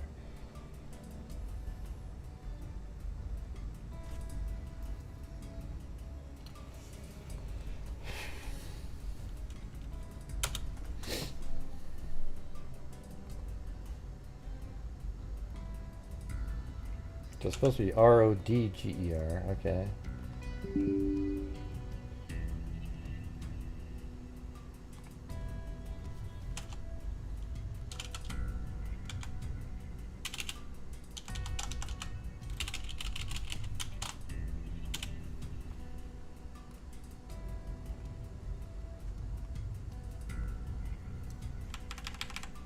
What in the hell is going on here?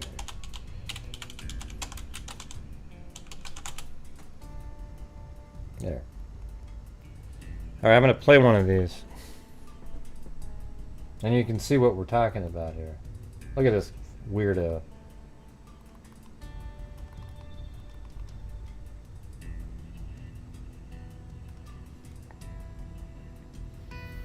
And don't forget, we're still doing shows right now, so if you'd like to help out the channel right at the end here, that'd be great.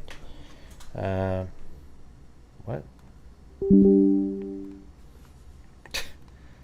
God, it wants me to upgrade. Okay.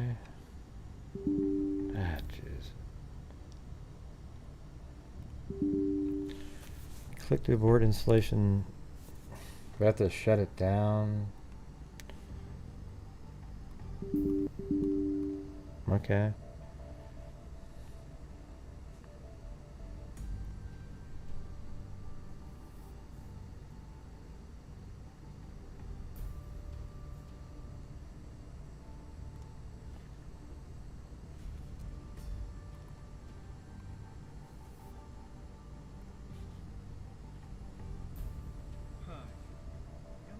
Look at this crazy person.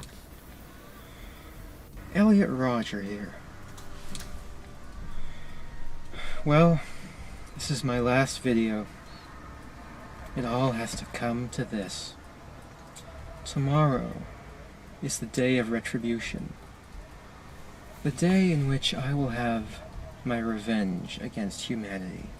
Against all of you. I put a 1 if you've never heard of this guy.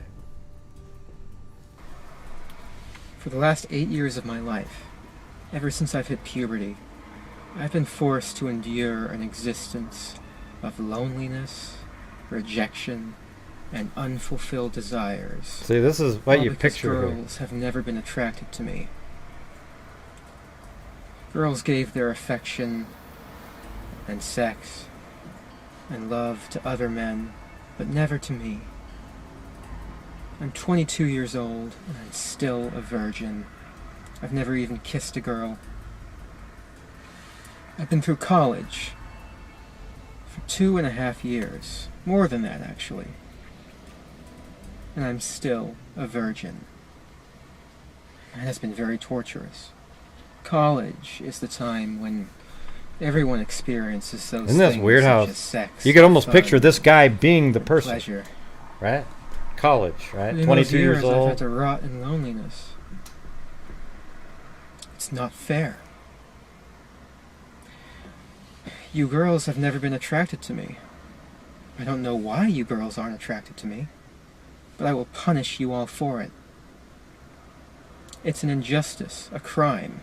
Yeah, and then he went out and shot, like, killed his I don't know roommates. what you don't and- see in me. I'm the perfect guy. So this guy killed his roommates, and then he went You out throw and yourselves shot at all like these a bunch of girls up at a obnoxious sorority men or something. instead of me, the supreme gentleman. I will punish all of you for it. Yeah, what a crazy... I mean, we can go do a show on this shit sometime if you want, but let's see what this one is.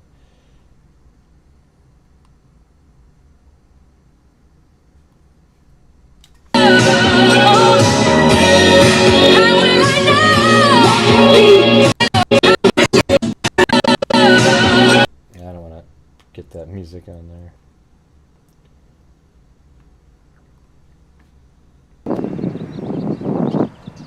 I truly have a sense of escape. It's my place of refuge. I mean, look at how marvelous it is. Provides a spectacular view of the mountains. And on the other side,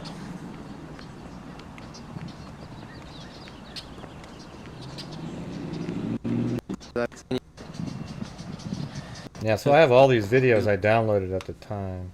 no one to get a girlfriend. That's what he's saying here. This world is so marvelous, full of beautiful places like this. And yet, all I can do is just sit by myself. Yeah, and remember I said that he killed people and he got... admire them. I'm not allowed to enjoy life in this world, all because I've been cast out. No one likes me.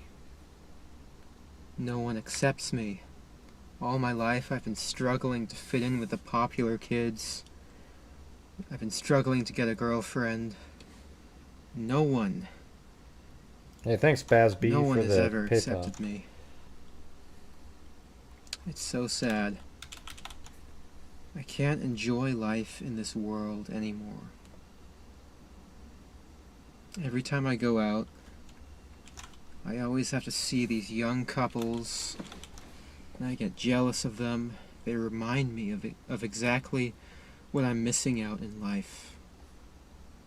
Sex, love, companionship. I desire those things. I desire girls. I'm sexually attracted to girls.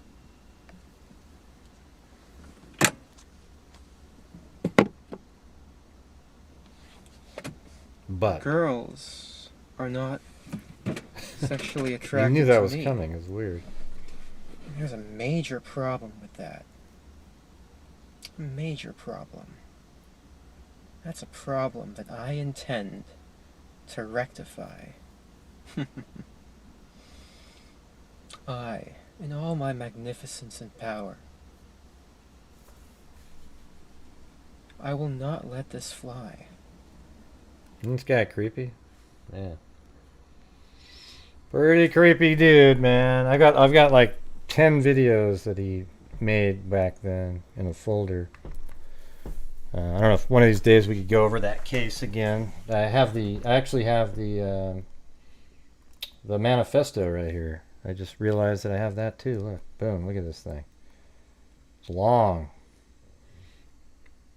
It's a long one. My Twisted World, the Story of Elliot Rodger, by Elliot Rodger.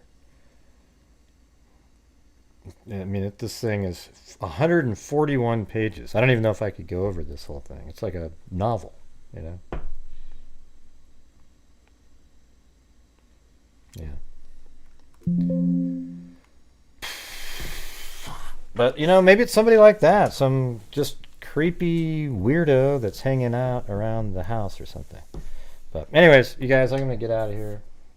You can tell everything just went... Alright, where's the... Gotta go over here. What a crappy loss that was. God, man.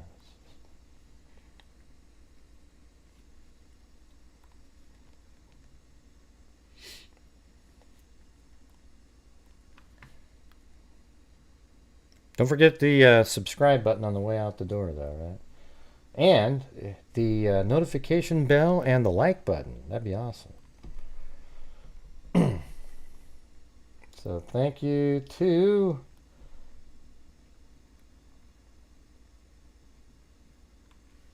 Amber Maiden, Philly Sport 820, Eugene, Caddy Corner, Wooble 66, Jessica Schubach, Sack and Fox Nanny, Lisa Wilkerson, Allie Cake, The Velvet Army. Thank you very much. 8675309.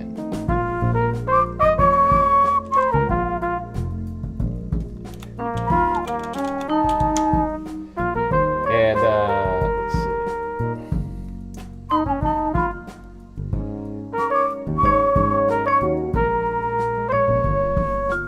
Ozzy Trisha, Sherlock Hemlock, Wendy Johnson, Jodi H, Jim Law, Maylee Zila Emily, Shelly Ann, WNC Granny, Cheryl Bullock, Kubi, Rhonda Mack, Deanna McDonald, Adams Lost House Cat, Maylee Zayla Emily again,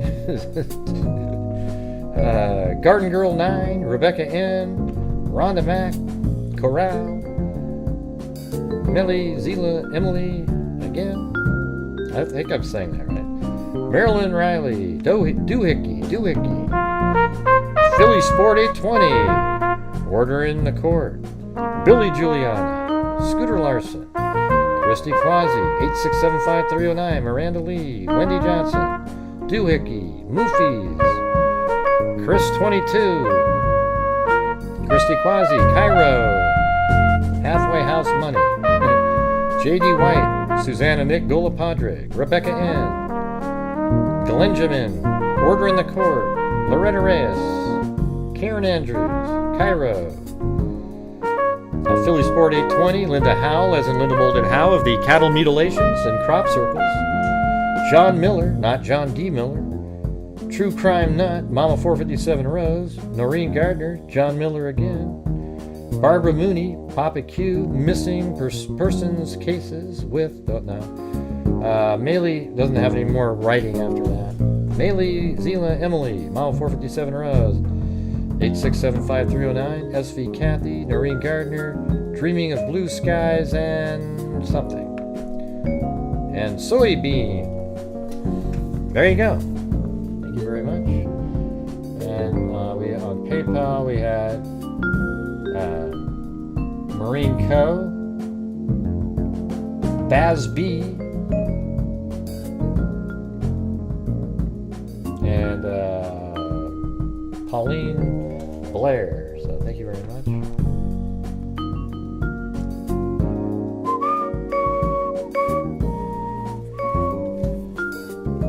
Here in a second. There's also a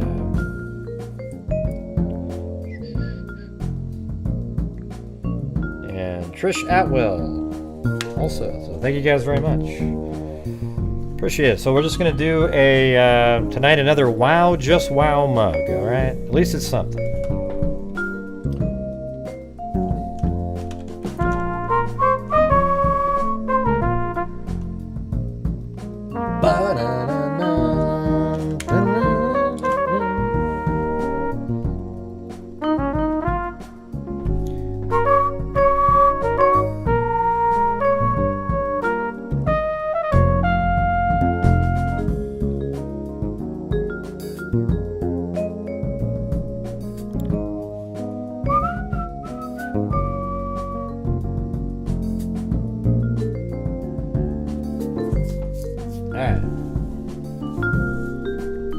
You guys ready?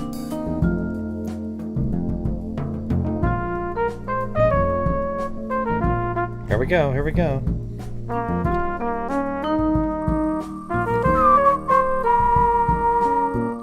Wow, just wow.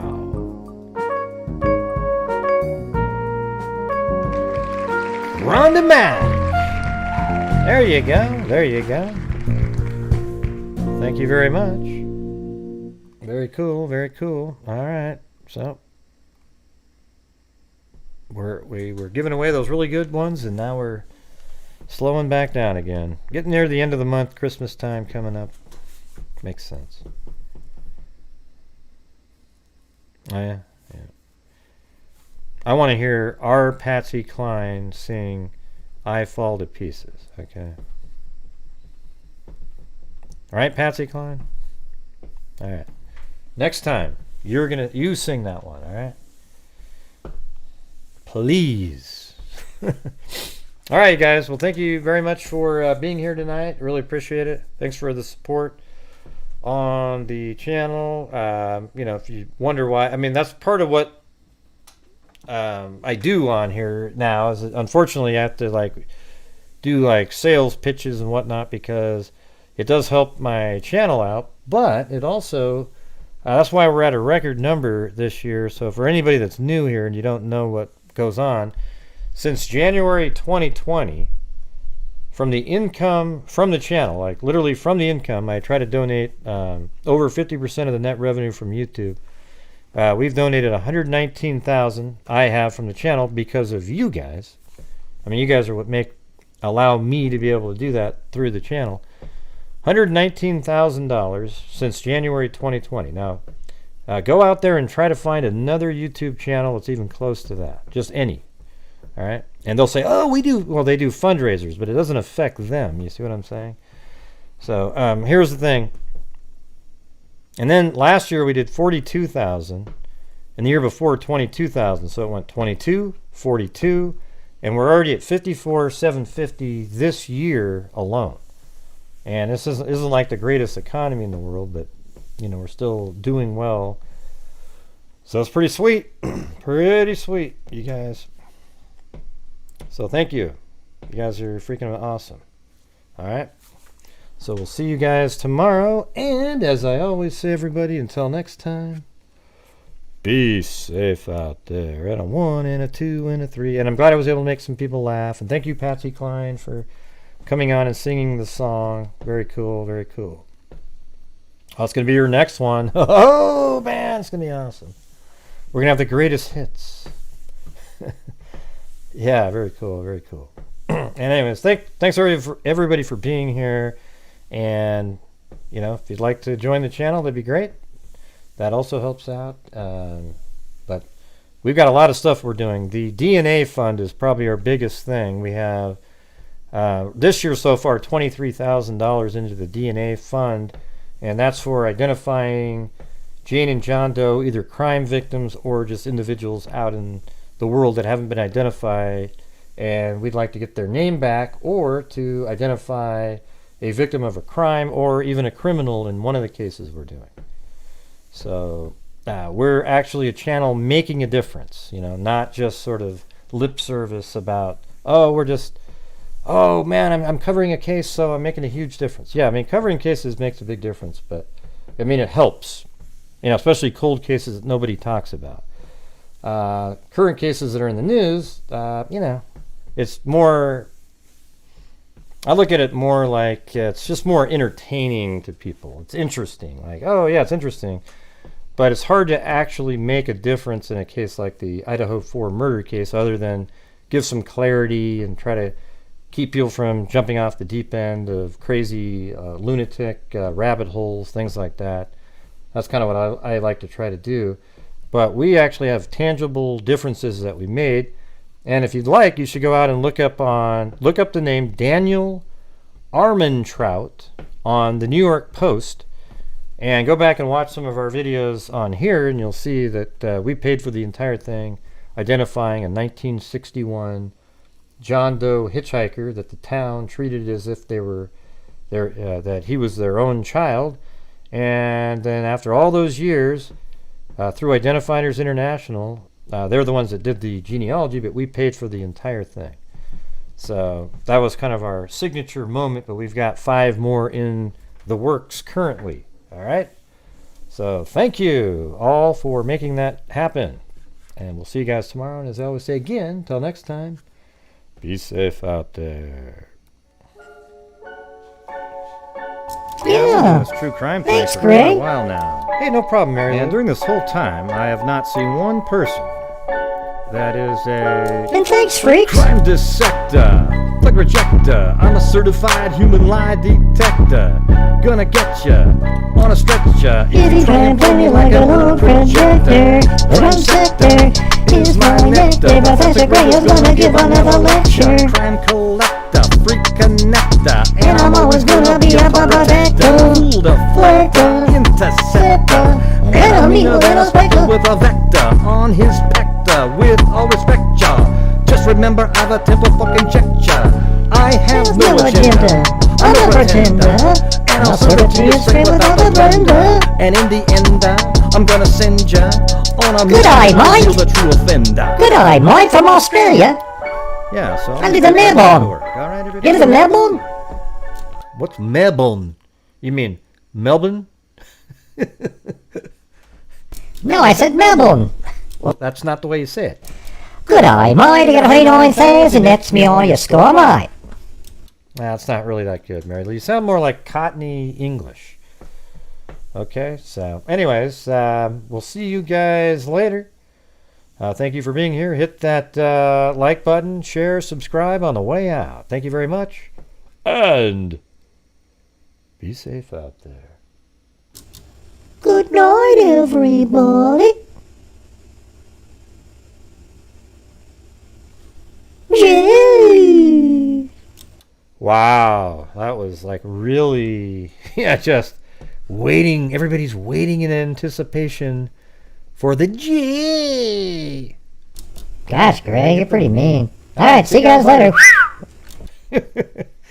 All right, be safe out there. Be safe out there. Well, that wasn't very nice either, was it, Mary Lou? It sure wasn't great, but I did that because you did that to me. What did I do to you? I don't remember now, but you did something to me and I didn't like it. Okay, well, it's just the way it is. All right, so, okay, we'll see you guys tomorrow. Be safe.